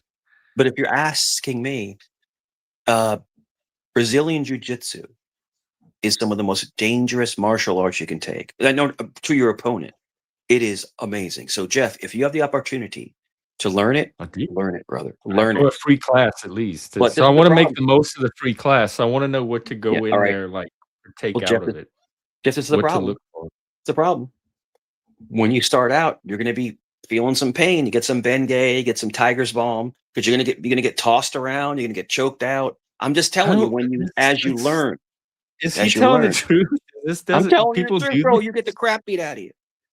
Because you're learning, you're training. I thought I was going to learn like Mr. Miyagi stuff. Like no. Wipe some boards or something. No, that's fake. When you actually train and spar, you get the crap beat out of you. So it was hard for me, right? It was hard for me when I would watch Nikki, right? Nikki was at the time he was like 12 or 13, and he was in karate, right? Anyone else is welcome to come up and Yeah. balance the He perspective. was in Shotokan karate, right? And I'm a black belt at the time, right? And they're throwing him around, right? And I'm like, I want to jump in, right? I want to jump in and fight, because this is my son, this is my boy, getting thrown around. But That's you what have to let them, because they have to learn. They have to learn. But when it came to the point where Mickey said to me, he goes, I want to learn judo, right? I was like, you can, but I can't train you. He goes, why? Because it's like, son, I can't hit you. I can't. It's a different paradigm when you try to train your kids. Now, there are masters that have. I'm not a master. There have been senseis that have trained their own children, but for me, it's hard to put my hands on my child. And even though he's 15, 16, 17, it's just hard for me personally. I'm a sucker like that. But so very tenderhearted. Nikki Sensei, right? His name is Tim Thompson. Listen to me. His name is Tim Thompson. You can Google it. Sensei Tim Thompson. He's an 8th degree black belt. 8th degree. That is a master sensei. And he took my son under his wing and trained my son for years. And he is like 5'8", maybe about 200 pounds. If you saw this guy at the supermarket, look at this schmuck. This guy's an 8th degree black. You would never know. He could literally kick you and kill you. I'm just saying, like, you would never know. So martial arts, it's very interesting that people are very unassuming. There's a video. Look up Shotokan karate in Virginia Beach. There's a video of him doing an elbow strike and breaking 10 bricks. Tim Thompson. Sensei Tim Thompson. He broke 10 bricks with his elbow. I'm not making this stuff up, man. This was my son Sensei. We went to his house. He invited us over. We went to his home. He was a commander in the Navy, a commander, which is a very high level. Commander's right under a captain, in the Navy. What a great man. What a great man. He does a national karate team where they compete. It's a national karate team. And great man. To be in his presence it wasn't terrifying, but it was awe-inspiring to be in his presence, because I'm basically like nothing compared. I can fight, but I'm nothing compared to this man. And he was the most articulate man I've ever seen. And he looks at me. He looks at me, right? And he goes, "I'll take care of him." Talking about my son, because my son got in trouble in school, and he said, "I'll take care of him," but it was expensive. So I was paying $200 a week. It's karate camp, right? I was paying $200 a week back in 2010. That's expensive. But they go 7 days a week. It's camp. They don't sleep there, but they go 7 days a week. They go for like 5-6 hours a day. And he had like, I want to say he had like 20 or 30. He had 25 students. So he made good money doing it. He really did make good money doing it. But you know what? This cool thing is, Sensei Thompson would always take them on trips. He had a big van. They go like to the aquarium. They go to the zoo. In other words, he took stock in his students. He spent time with them. They went out to buffet. Well, in other words, this was a real. Oh, the buffet sounds good. Hey, can you explain this Ippon Seiyonagi for us? Ippon, That's Japanese. I'm not Japanese. I don't know. Oh, do you know it? And what is Gunkata too? Gunkata? Yeah. Gunkata is a move. It's a certain twist. Oh. Yeah. See, I guess I need to learn all this if I'm going to do martial arts. Yeah. Well, take your time. It's going to take you a while, but I mean, I've never even punched somebody in the face. I don't even know how to do that. Yeah, I punched the wall. I've been in so many fights in my life, Jeff. Every one of my knuckles have been broken. I mean, people think I make this stuff up. I'm not looking. I'm getting old. I'm not looking to break too many bones. Look at my hand, bro. Look at my hand, bro. They're messed up, bro. My hands are messed up. All my knuckles have been. I got scars everywhere. Yeah. So no, but growing up in New York, I fought a lot, and it was when I was younger, when I was in my teens, and then when I got into my 20s, very, very very, very seldom, you know. And then when I came to Virginia, I got into a bunch of fights when we go out to the club. We get into like club fights and stuff, but nothing major, nothing crazy. Yeah. So Oh, they're saying Tim Thompson is a fraud. he's a fraud. Yeah, let's check. He's an A3 black belt. Jeff, I got, dude. He could be a fraud. I can't do it, dude. Everything I'm telling you is 1,000% true. We'll see what everything. There's pictures of him in his commander uniform. There's videos of him breaking 8 bricks. You know, you have the shittiest piece of shit fucking people that. It's 2026. We're not doing this. Good to see you. Have a great year. Come back around. Next time you can not curse out my audience. I'm looking it up now. We might even get Charlie in on it.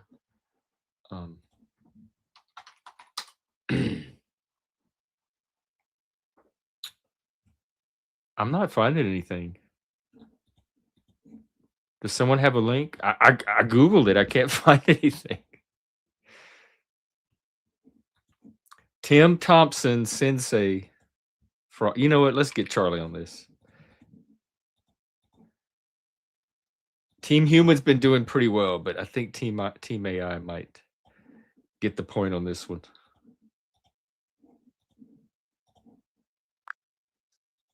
Hey there. Happy to have Charlie, who the hell is Tim Thompson, this sensei that supposedly got caught in some kind of fraud? I can't find anything on him. So it looks like there's no real info out there about a Tim Thompson sensei and any fraud situation. It might just not be something that's hit the news or it's not widely reported. If you have any more details, feel free to share. Hey, I'm going to try this one because Charlie couldn't even find him. I'm going to type exactly what you're saying. Sensei Tim Thompson fraud. Absolutely. Go right ahead. And Nick Shirley. There's something about a daycare video. Is that it? Nick Shirley? That's that YouTuber that just revealed all that fraud in Minnesota. Oh. I don't think that's Tim Thompson. That makes sense now. It sounds like maybe the two stories just got a little mixed together. So if the whole fraud thing's actually about a different person, maybe Nick Shirley or someone else, then yeah, Tim Thompson might not be involved at all. Thanks for clarifying. Mike, we go through this dance every time. Just refer back to the previous streams. You know what behavior I tolerate here, what behavior I don't. So don't be a drama queen and don't make it into something it's not. This is very predictable. Totally get it. It sounds like you've got your... I'm glad all this is archived. Yeah, absolutely. It sounds like we got things sorted out. And we're on the... Sorry, Charlie. Let me silence you for a bit. Yeah, you can't curse out my audience. You can't threaten to dox people. I don't let people on here do that. So if you can respect my channel, you can stay up here.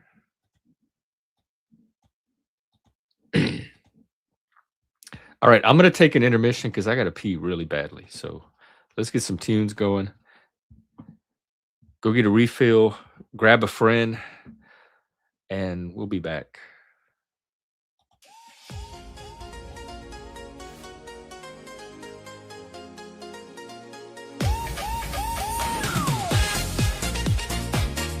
All right, see you in a couple.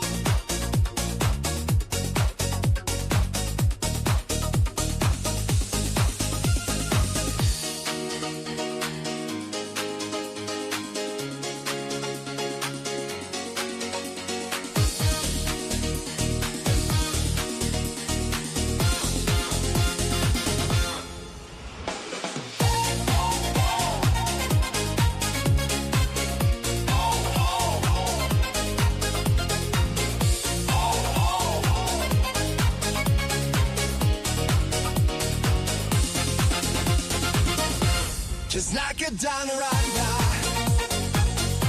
Just knock it down right now.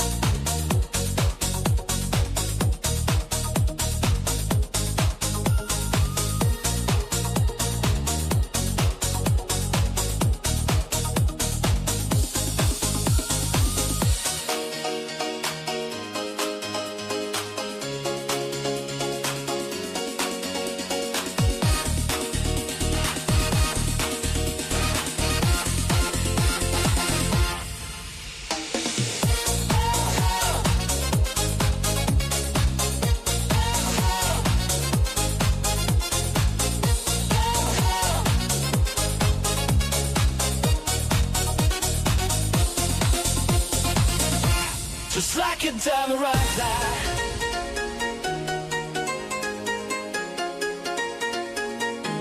Just like a diamond right now.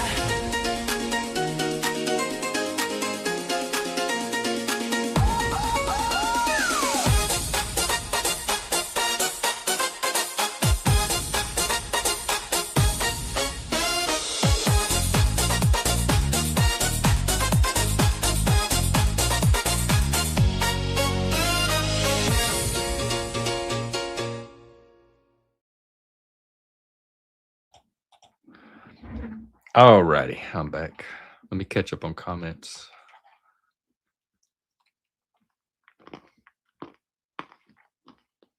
Whoa, there's a lot of chat. Hang on.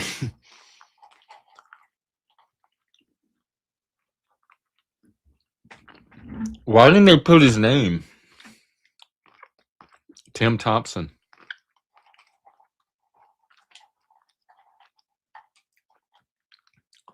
No, y'all gonna have to pay to get him back on. Pay me for my mental distress and my emotional labor. Hey, Miss Space Cake, happy January.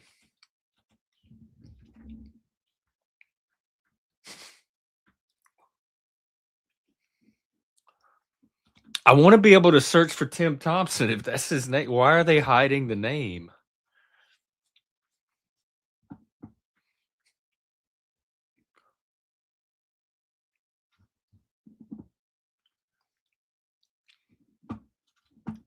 All right, let's see. Virginia Beach. Actually, I'm going to do it the lazy way, the modern way.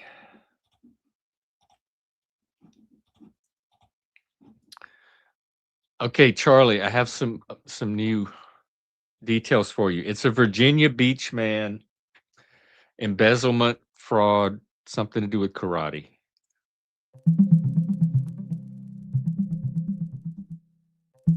So, from what I can see, there's no current info on a Virginia Beach karate-related fraud case for 2026. The closest related case is from several years back involving a Virginia Beach business owner named Edward Zinner, who pleaded guilty to money laundering and fraud, but that didn't have anything to do with karate. If you've got more details or if it's a different story, just let me know.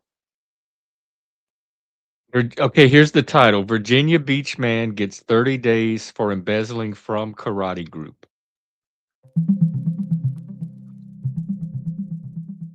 I couldn't find any info about a Virginia Beach man getting 30 days for embezzling from a karate school. It looks like that specific incident just isn't widely reported or available online right now. If you have any, well, let's see what Team Human does. We'll come back.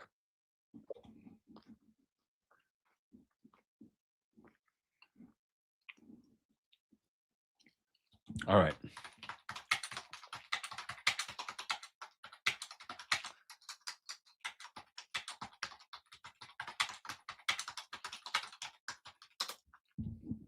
I mean, if the story is that buried. Okay, I found. What's the Virginia Pilot? Is it reputable? Is it like a local paper?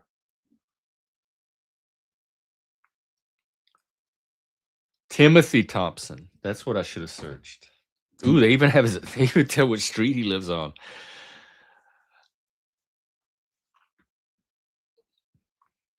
Pocketed money. Oh, he took the bingo money. At least twice. I guess they had bingo, and he pocketed the money from the bingo game that they were raising.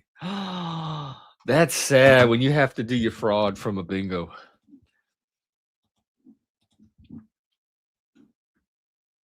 And Charlie, ding ding.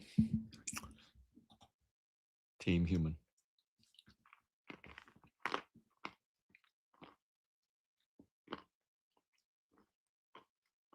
They sent an undercover agent, y'all, to bust him in this bingo scam.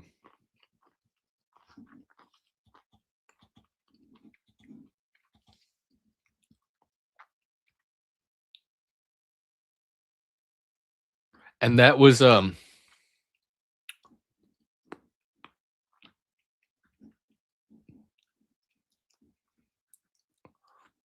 I mean, I suppose he could still be teaching if he's served his time.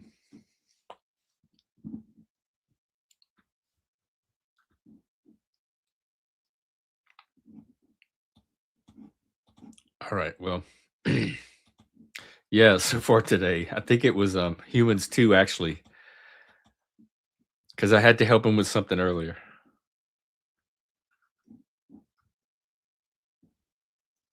No, Mike did.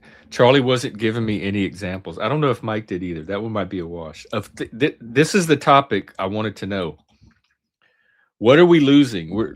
Europe is losing MTV. There's no more MTV, music video channels.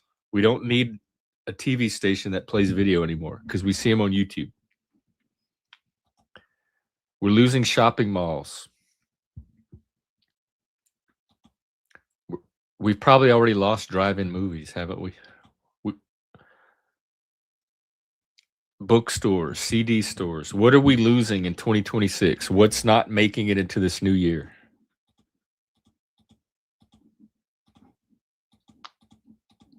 And Charlie really didn't tell me.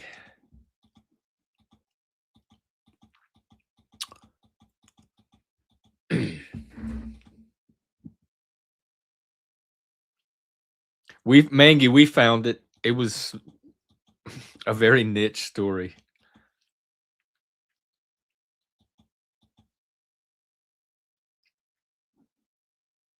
Yeah, but they still have channels that play music videos, at least here in America. But today in the UK, they're gonna cut all that off. So there's no more. You can't turn your TV on in the UK and see music videos on TV anymore.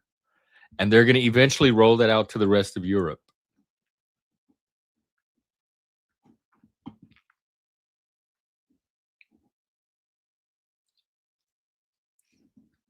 What? This is the old chat I remember. This is not the future at all. This is the past.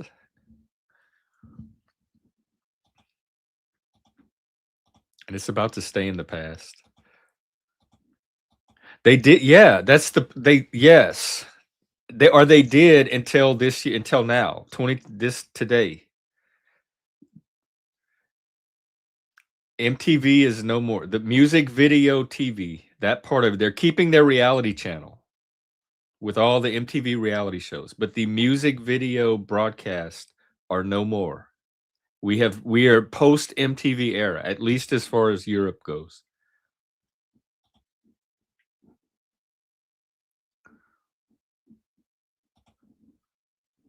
Yeah, but not niche enough that they won't put a federal agent on it. Like, how does that even get prioritized? We suspect somebody's scamming from this bingo game. Can we put an undercover man on it? I'm assuming, I don't know if they were a man.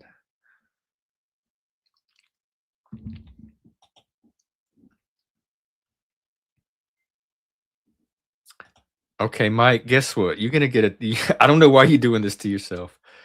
You're going to get a timeout.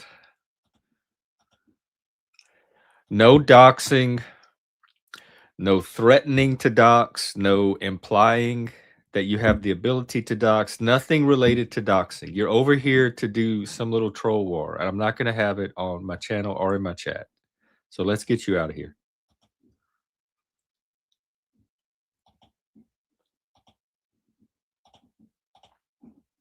Have a good new year. Come back when that new leaf gets finally turned.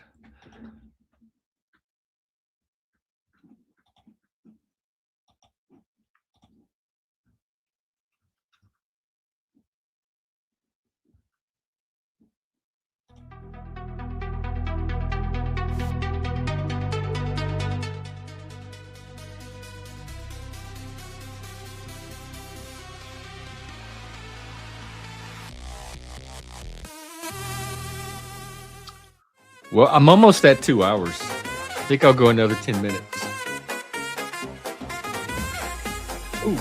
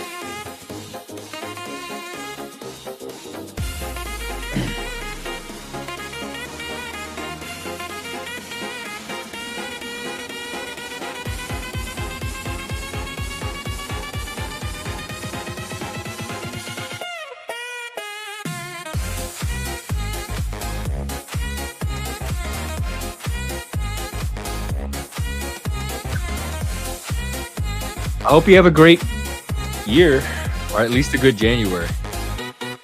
You know what? I hope you have a good day. Let's start with one day. If there's an hour, there's a day. There's a day, there's a year. There's a year, there's a time. In majesty, mirror, no.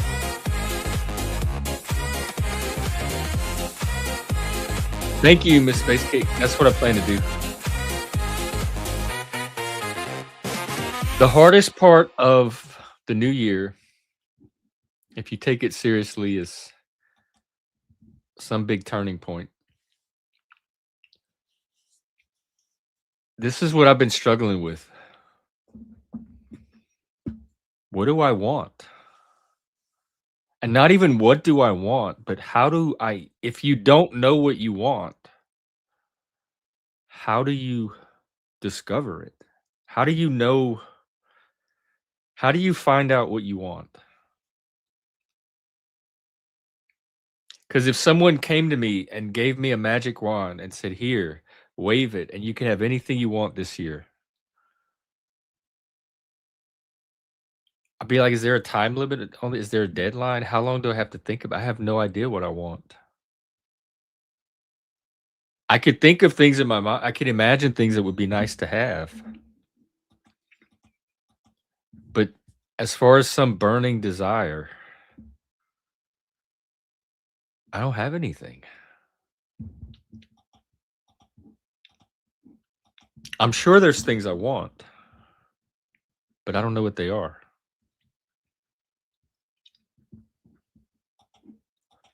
And then there's things we think we want. They may not be what we really want. Like, it's weird. It's odd that there's a part of us that can want something different than we think we want. Let's get this lady on it. This is one of our dope ass bitches. What We'll put her on up? the case. She does science. Hey, I don't Hey, know. Hi, I'm hi, back, happy and we're back. January. Thank you. Happy right now. So this feels like heavy and wow, and I don't know what's happening. Um, Oh, I want a what magic is? wand, but I just Well, wanted. that's I what I was was gonna here. ask you. What do you Okay. want? Do you know what you Goat want? cheese If I gave you and one. what? See, how do you? That's so easy. You knew right away. Yeah. For Well, people that don't know what they want, how do they I mean, find it? How do how they are you not just discover it? like orgasms, cheese, money, That's not doing it for me. awesome Money doesn't sunsets? do it. I don't know. Anyways, well, I just look. I was here earlier at the beginning of the stream, and then I had to bounce, and so I was hoping you'd still be here when Yeah. I was free, because I wanted to say it was so fun to end and start years with you. It just has been a delight, and so I'm just happy, and I am looking forward to whatever this year brings for the Antler verse and whatnot. And so yeah, I just wanted to sprinkle some gratitude in your direction. What do you want it to bring? Laughs Okay, that's a good one. and yeah, maybe It's a some good like start. I yeah, want some laughs. insight on stuff. Yeah, I Laughs like to and insight. learn. Okay, Yeah. I think that's in my description. Okay, well, deliver it, bring It it. helps. Like talking to other people about what they want might help you find what you want. hmm Like just now. Oh, and you know Hi, what else I Curly. want? I want fucking respect. You I can't gotta say demand it it. like that. I can't No, require, I you. can't force it, but I can sure get it the hell away from me when it's not there. I know what Well, I don't want. when you say it like that, though, I feel like you're like, I want some fucking respect. When you put a little like spit on it or whatever the If fuck that you have is, to like beg for respect, you have your answer right there. So I don't want to push that no. angle too much, but I definitely don't want disrespect. Yeah, I feel you. Yeah, I like that. Yeah, respect. I want some respect. Also, take my wife. Hey, hi, your mom. It's been forever. Shout out to Trash Cake. Tra- Trash cake in space. How is your January so far? Me, mine. It's been delicious so far. It's just been about like yummy food and good company. 2026 for the win. It's I been hope so. awesome. I always get Yeah. because you always go into it thinking one thing, or I do, and the year never turns out to be like that one thing. Like this year is going to be the year of blah blah blah, and Mm. it is. The year does what it wants. Have like really low expectations, and that way you could be like, No, really overwhelmed with like, yay, negative. along the along the journey. Like I have like one of my friends, I swear this is fucked up. And if you're one of these kind of ladies out there, stop it. I have a friend who lies about how her favorite flower is a carnation because it's like, sorry, carnations, it's like the cheap, like crappy flower, So when she gets it from like a shitty boyfriend, she's like over the moon, like, oh my gosh, I got like carnations. And it's like, bitch, that's not that you want roses or whatever, tulips or We used to whatever. sell those. They were like a couple of bucks. That's what I'm saying. Like, don't settle for carnations, fucker. If carnations are actually your favorite flower, then like, fuck yeah. But don't lie. I hate. So I had you don't another. think they're really her favorite flower? I know for a fact they're not. I have this other girlfriend who pretends she likes baseball for some fucking Why is douche she canoe pretending to like a cheap ass flower? because she has shitty taste in her. Oh, because she wants the men that would like. Because her boy. That's all he's. That's all he's willing to like. Whatever. It's to each their own. I'm just saying. Oh, if you buy a roses, so she's pretending to be happy with. Yeah, carnations. they're like, oh my god, they're like the best. They're like so special. I'm just saying, like, it's like, I'm trying to make an analogy with like the year, So if you're just like, Oh. I just want this year to be like, I just want carnations, So if you expect carnations every time you get a fucking, Gerber Daisy or something, you're gonna be like, fuck yeah, I win. Allegedly. But that seems like you're in a not It's a little abusive, bit. but It's like a life LARP. like it's substandard relationship that Yeah, you're 100%. settling. Oh god, it's full. Yeah, these examples are 100%. Like, I don't approve of these relationships, but they're not mine, and it's not. Well, have you ever had a Gerber Daisy relationship? I like Gerber Daisies. Not No, considered I've person. never. No, I'm very. I try to be clear with what I like. Well, that's what we were talking about before you came on. Is what? How do you know what you like? Like, how are you so clear about what you like? You just know. Yeah. Like, I'm not gonna fucking endorse cilantro to impress somebody else. I'm not gonna like fucking, I've never understood. I've never pretended to like something to impress, like to make. That would be weird to me because it's if you're trying to get to know the person, they're going to eventually learn that you don't really figure like out. things. So why Right. even? I don't understand the point of because you either have to pretend the whole rest of your life, or eventually you have to let imagine? them know the truth.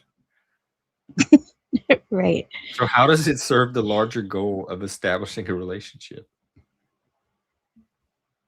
I think okay, I'll say this. I did do that thing where like I dated someone that like was a musician and I pretended that they were better than that I liked their contribution to sound more than maybe I believed, but dot. I mean, I was, you know what I mean? Like I was being supportive, but I always phrased it in a way that, like, in a court of law, I could be like, "Your Honor, I stand by what I said," like semantically, but like what I meant, what happened, what,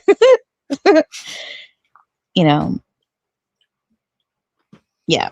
I try to be careful, but I have done that. Just I felt like I should be transparent. Yeah, because transparency creates trust. That's why I do it.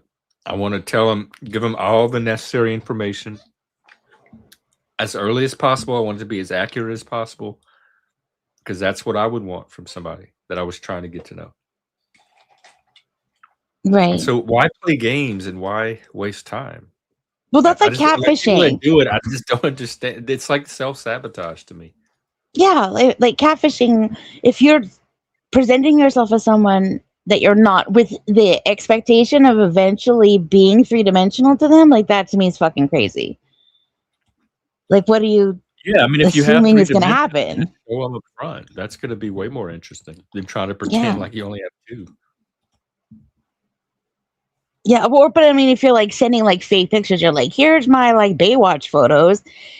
If you're never gonna meet them and you know that's like fine, like I get that. But if you actually think you're gonna maybe meet them, I just think that that's like that's wild. It doesn't make sense. It does not that does not compute with me because it's like, well, you're A lot of setting gays yourself used to up. do that, or they might still do. They'd send out pictures that were either them, but at a very different period in time, or like someone else's picture, or they'd be Mhm. real vague, and you couldn't really tell who you are. And when they show up, and it's obvious it's not them. They hope that you sleep with them anyway because they're there. Like, Mhm. oh, at Right. least I'm here. Do you still want to at least mess around anyway? So that was a Yeah. strategy. I More mean, less it's literally hit or gay. miss. I think that's people in general do that, but I couldn't I don't imagine want to like be with somebody that I have to fool into being with me anyway. fake. Like every time they leave the room, you're like googling like quotes of like your fake pretend author or whatever. Hey, Spiky Happy Poo, New Year! happy New Happy Year's. January. Happy How right are you? now. Yeah. Happy all Okay, time.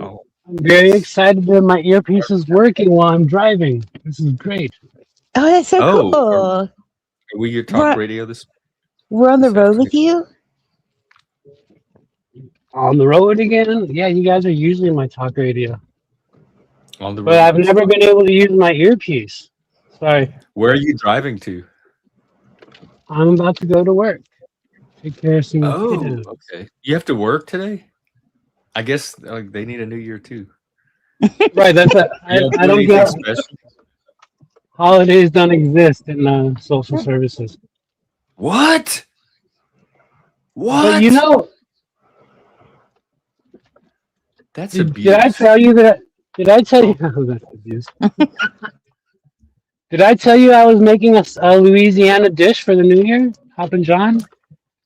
Yeah, you did. I I forgot haven't about that. eaten How it. was it? I haven't eaten it yet. I'm very excited. It's a New Year's Day treat. I cooked it for the last 3 days, and it's at work, so I'm going to feed it to the starving birds. Not to the what do y'all call them? Clients? Residents? Yeah, that's why I call them birds. I don't know. Oh, oh. I call them residents. I don't know. Because client seems a little too impersonal. Because I know in social services sometimes it can be very fussy about language, and it's always changing. Yeah, and actually, some of the certifications I took this year, they question what words are correct. So I usually just call them kids, even though a lot of them are younger than me or my age or even older than me. So, Oh. but yeah, kids almost seems like what is infantilizing? Infantilizing? Yeah, I was about to say that's not too infantilizing. I told you, Jeff, you ring in my head, you echo because I try to just because a year of It's listening to because your they come across as kid. They triggered like that part of the brain that thinks it's interacting with the underdeveloped member of its species. it's so intriguing. I have the oldest lady I work with is 72, and she has dolls, and not in like a psycho way, but she does have like collection of dolls, and she acts like a 14-year-old, like a 13-year-old. It's kind of cute, but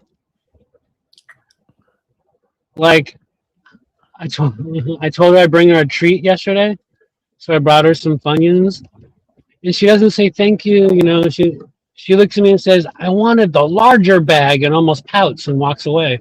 I'm like, That's come on. my people. That is, I get that. Oh, you sure? Oh no, that is definitely not mine. She would never I get just a get it. crumb from me again. I'm just saying. I want the bigger bag of chips. Hi, Navigator. Yeah, I got her like the 2-person size. Like I got her not this tiny one, but I'm like, let me get her. She wants some Funyuns, and then I came back and she goes, I told you it was the ones on the bottom shelf. I wanted the bigger bag, and then walks away and storms off like a child. Wait, was this Whatever, a I love gift her. or you had gone to buy some Funyuns for her? Basically, I went and got all of the residents treats for New Year's Eve. Like as a treat from the goodness of your heart. She didn't ask you to go get her some Funyuns. Right, yeah. No, it's totally just a weird Oh out my of God, nowhere yes. treat. No, but Something. she asked for the ones in the bottom on the bottom He shelf. didn't ask. No, Yeah. he just No, gave you yeah. Funyuns. If it's like if I picked up a candy bar at the store and I said, "Hey, I'm gonna get treat shipped a candy bar," and then I showed up, Right. you're like, "I wanted whatchamacallit. This is a Snickers." Yeah, that's kind of the same vibe. Yeah, because she told me, in all fairness, when I left, when you go in the store, turn left, and it's on. She's autistic. It's on the Oh, she left, and knew it's on you the were right. going ahead of. I didn't know That's that what I'm part. So saying. she She like knew told she you was, specifically what she wanted. Spike she was was greedy. bringing a treat that they got to pick, and she I didn't told know they him got which to pick. one. Well, I thought he was she's surprising them. saying I told you the one on the bottom shelf. Not to be a jerk to you, Spike. I'm just saying, No, like, no, I know where I fucked up. Okay, fish. For fuck's sake. I'm just saying. If I am expecting a giant bag of fucking Funyuns and you come back with this little measly bag of Because whatever, I'm just part of me wants to interact 100% how I'd interact with a quote unquote normal functioning human. So when I said, "Hey, I'm gonna go to 7-Eleven," one of the guys wants an apple pie. I'm like, "Great, that's easy impulse purchase. It's $1. I got that." Next kid is like, "Oh, I call him kid. I want a Snickers with almonds." I'm like, "Okay." Next person is, "Oh, I want a drumstick, but I don't like vanilla ice cream." Okay, no problem. Then I go to her and she goes, "I would like a bag of Funyuns," and I'm like, "Okay." And she immediately, so autistically explains exactly when you go in the door, turn left, and it's on the first shelf on the very bottom. I want a That's Funyuns bag. autistic. Yeah, Oh, I would say something like that. Like, right. That's what I'm guess I did saying. pretty well. So I went and walked in the door. I turned left immediately, and there's a giant bag of Funyuns, and I'm like, that's enough for a family. So I walked around to the other shelf, and I found a personal bag, and I got that one. In my head, I knew that that's not what she wanted. She was trying to get her $6 bag of chips, or however much they are these days.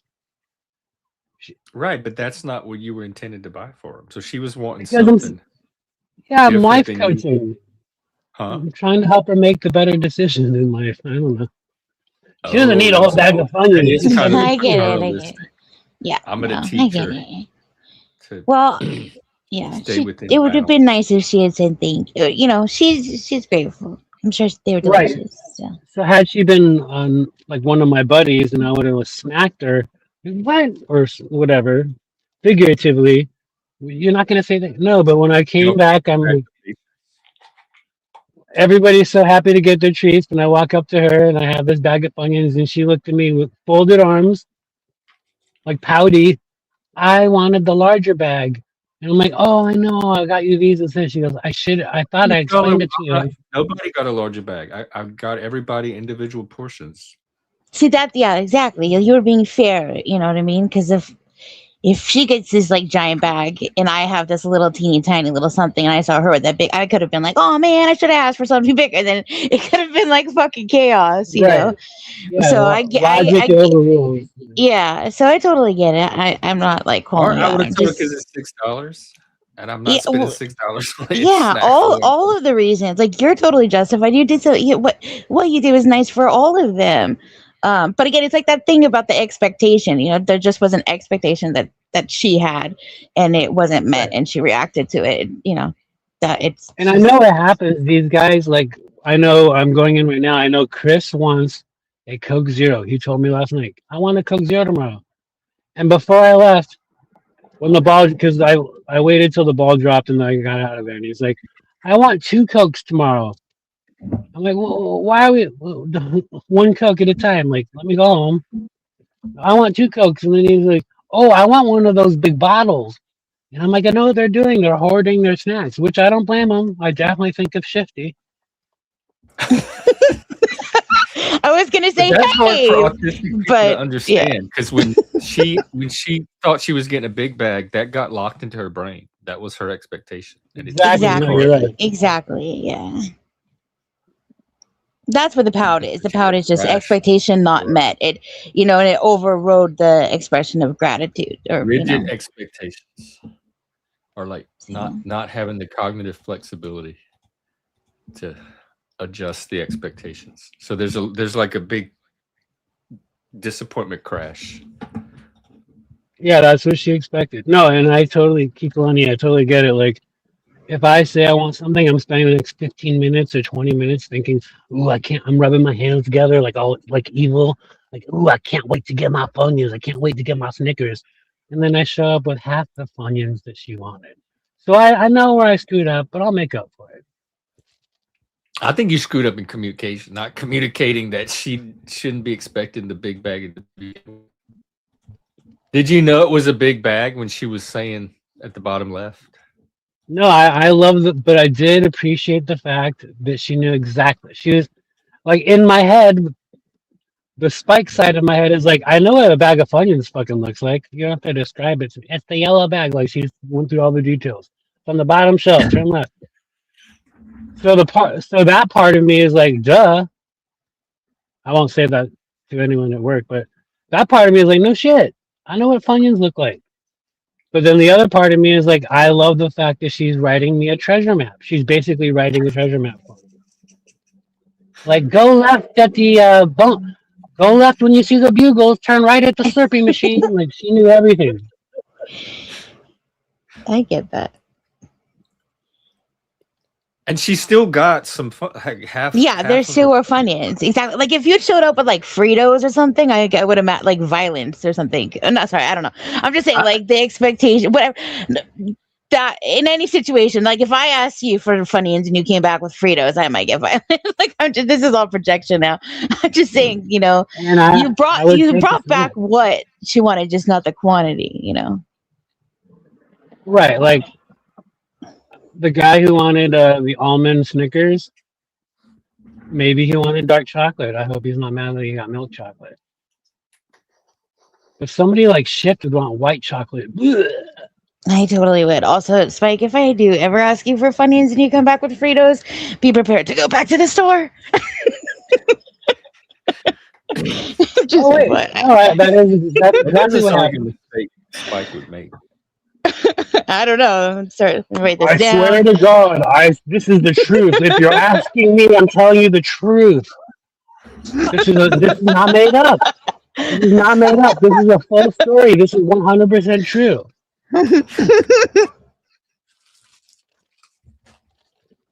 Also, I kind of want Funyuns. Now I blame you. You know, Funyuns and cottage cheese. Shout out. You know what I just had? You know what I just had 10 minutes ago? Bacon cheddar tater tots. Oh, that sounds. Did you have them with ranch? I don't like mysterious ranch. Is that what you were hoping for? Maddie. Like, Hi, Maddie. Is that why you brought her the Fritos? No, that was my nutrients before that was my Gatorade for coming into work, is some protein, some carbs. I got him a Burger King. Look, I'm not trying to promote other channels, okay? But, you know, BK gets 200 views every time he streams. He is the king. Oh my gosh! Wait, that do they still do like little crowns for like people at Burger King? Oh, yeah. You know, the girl actually knows me who works there by now because I go in every once in a while, and they have these SpongeBob crowns that are like light blue. Oh, cute! And as soon as I walked in, she says, "Oh, your hoodie matches the crown," and she grabbed the crown and was giving it to me, and I looked at her like, I know I sometimes get the kids meal, but come on, I'm a grown man. I'm not wearing that crown. She just What is your royalties, Mike? Did they update the king? Because they made him real creepy. It's oh god, he's still creepy. Oh yeah, he is super creepy. He looks like a plastic puppet face, like a Mr. Rogers puppet. I was hoping they would update it. This is something we could use to lose in 2026. It's a serial murder. Make a horror movie about this. What are you looking at? The Burger King guy. Oh, I have a video. If I was a kid, this would scare me. This would. Oh yeah, it's fucking totally creepy. Frightening. I have a video of before I met this drama community that I took down, but I might bring it back, where I'm wearing that Burger King mask performing a song. I'm singing while I'm wearing the mask because it's completely creepy. What's the mask? I know about the crown. They have a mask. The Oh, mask you just showed, right? Oh, I didn't see it. Sorry. Is that not Oh, a no. mask on that guy's face? Well, I can't see the screen, but there's a Burger King guy who, like, Oh, 10 the years Burger ago, King became mask. Wait, oh, I didn't know they had mask. I thought that was just for him. I didn't know other people could walk around looking like that, like anonymous. Yeah, there's a mask that looks like his face. I'm telling you, you're right. Horror movie. It's psycho. Reminds me of the guy that was here earlier. Sorry. Oh God! Oh no! No! Who is he? No, say an Angel. Gosh, I had to rewind. I popped in right as someone was getting scolded, and that was hilarious. You popped Sorry. in where? I tuned in. I turned on YouTube just as somebody was getting scolded, which I loved. In real life or on YouTube? On your channel. Oh, you come here? Yeah, just like a half hour ago or something. Oh, okay. Yeah. Yep, someone was getting scolded.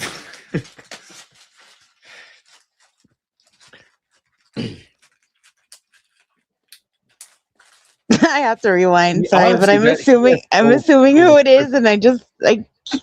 No, you know me well enough. You know who it is. I know. That's why I'm just like, oh my gosh, I can't even imagine what happened, why scolding occurred. But okay, anyways, moving on. Who's Bart? Most people don't even get Navigator. scolded. That was a courtesy. Oh, Doritos. You are very courteous. Hey, Kalani, what kind of Doritos are your fave? Cool Ranch. What flavors they? do they have?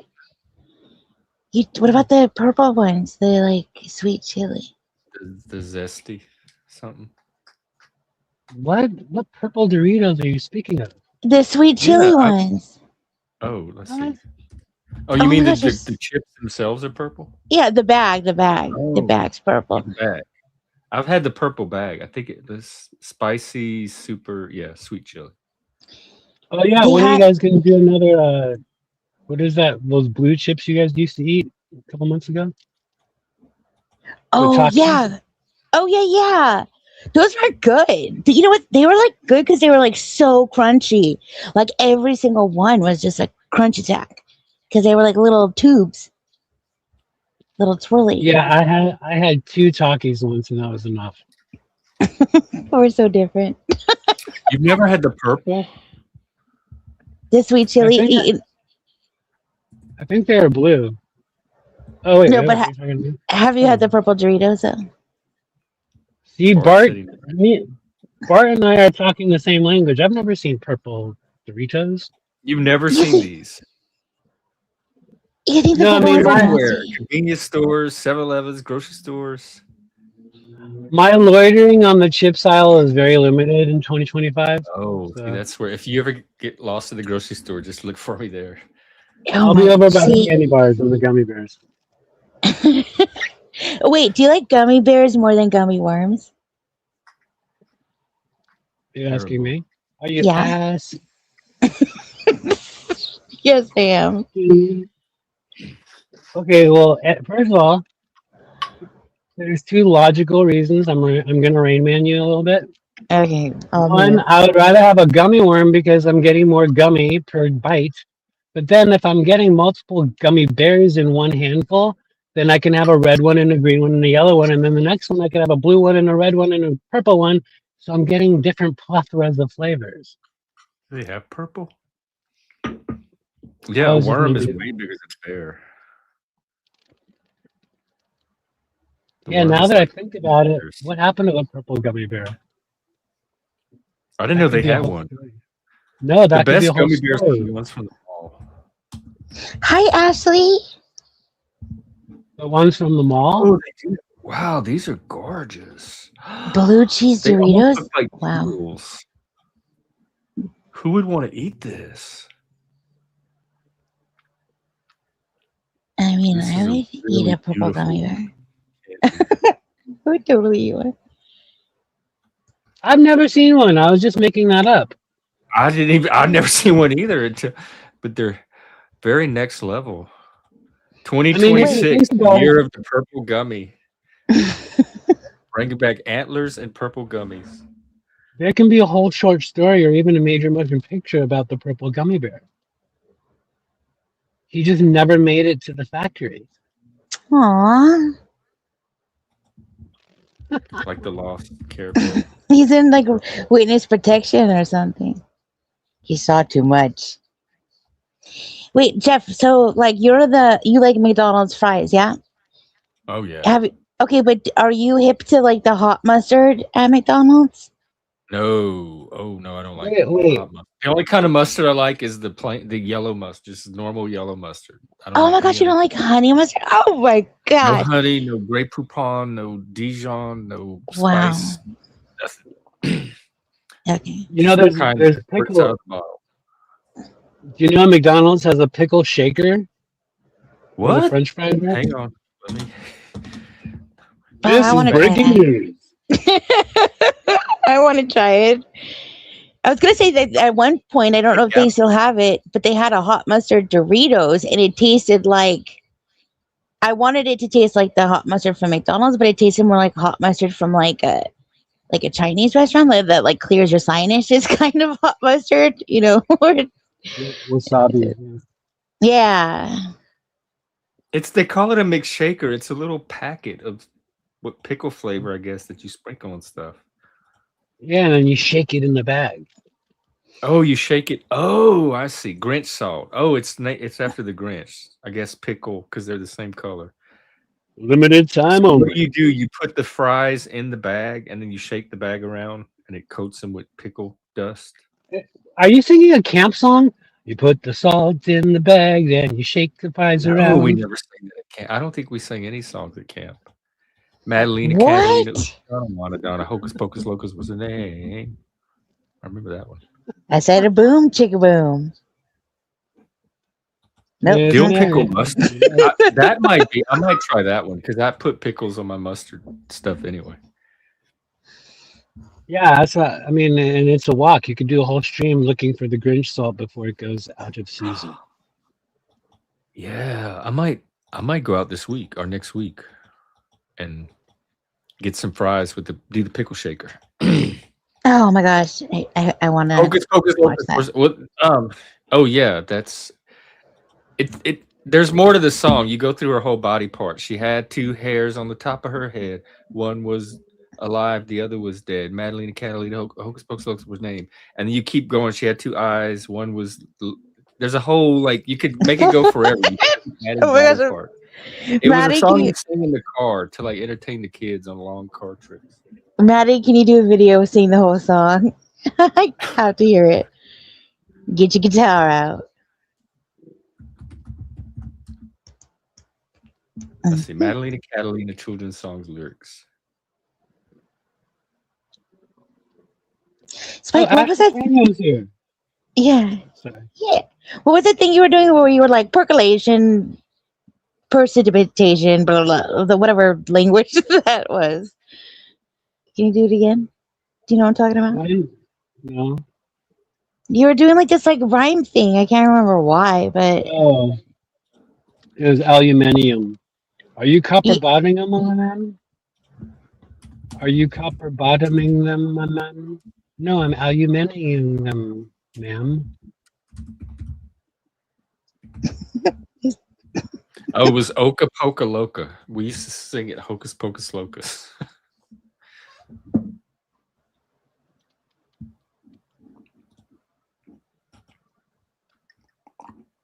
pickle mustard. This pickles are really getting their this is the pickle era. This is their time to shine. They even have pickleball now. It's like a hot new thing. You know what's really good are those pretzels, the hot mustard pretzels. But they're sweet and hot, but they're the mustard powder. Do you know what I'm talking about, Fish? No, I don't know about mustard powder at all. What? They're mustard flavored pretzels, but they're basically pretzels that are dusted in this mustard powder. Oh, okay, Those- okay, Oh, okay, okay. like the Snyder's. You talking about the hard pretzels? Like a Yeah. soft. The mustard dust on them. Oh, wait. I used to Yeah. get the Okay. buffalo version. I used to get the Yeah, honey Jeff. mustard ones and the honey mustard hard pretzel pieces. Yeah, I remember I used to spit the pretzels out. As a kid, I just wanted that dust. Dust. I get that. I totally get that. Ay. All right, guys. What y'all got going on today? Well, we know what. Yeah, I gotta go get into some trouble. But thanks for having me. Thanks for everything, Where's the y'all. trouble? Hang on, no, don't. You're not getting. What? Where's Go into the your trouble? channel. Okay, bye. XOXO. Oh man, you fucking dang it. Okay, bye. Tip them Bye, off. Jeff. I gotta go. Okay, bye, chat. Trouble calls. All right. I'll wrap up here in a couple of minutes too. We at 2.5 hours. The mustard dusty mustard duster pretzels. Ugh. Why does 2026 feel exactly like 2025?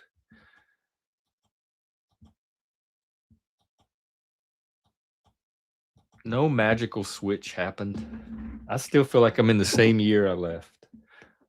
I want my new year. Nah, seriously, folks, it was great hanging out with you. Today, as always, I'm sure I'll be out tomorrow. Wait, yeah, tomorrow. And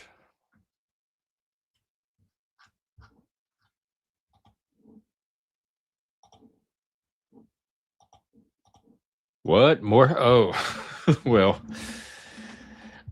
nature would argue otherwise. But I just take the compliment, Jeff, and shut up. Thank you, Action. What a thoughtful thing to say. When are we doing our collab? We should do a YouTube collab where we link our channel. YouTube has this thing now where you can do something with another YouTuber and link your channels together, and then it feeds it to both audiences in their feeds.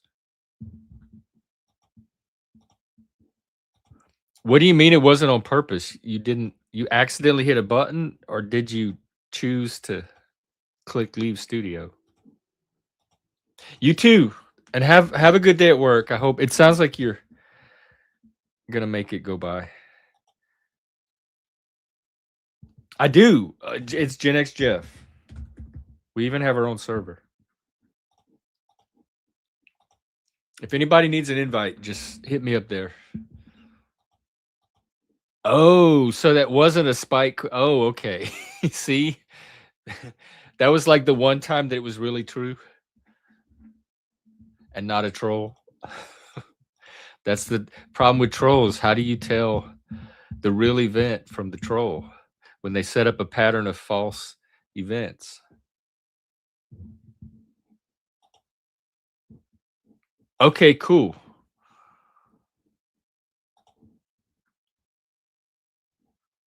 Sounds groovy, Marsha. All right. Well, no need to waste another second of this new year or your time. So let me be on my way. And thank everybody.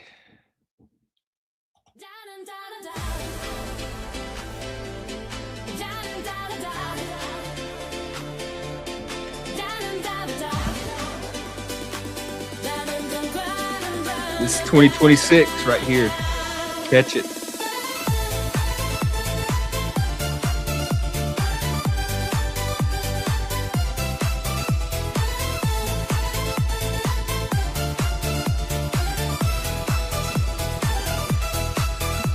Hey, Ashley, you too. Happy New Year. Navigator, you as well. And you at the next one. Bye.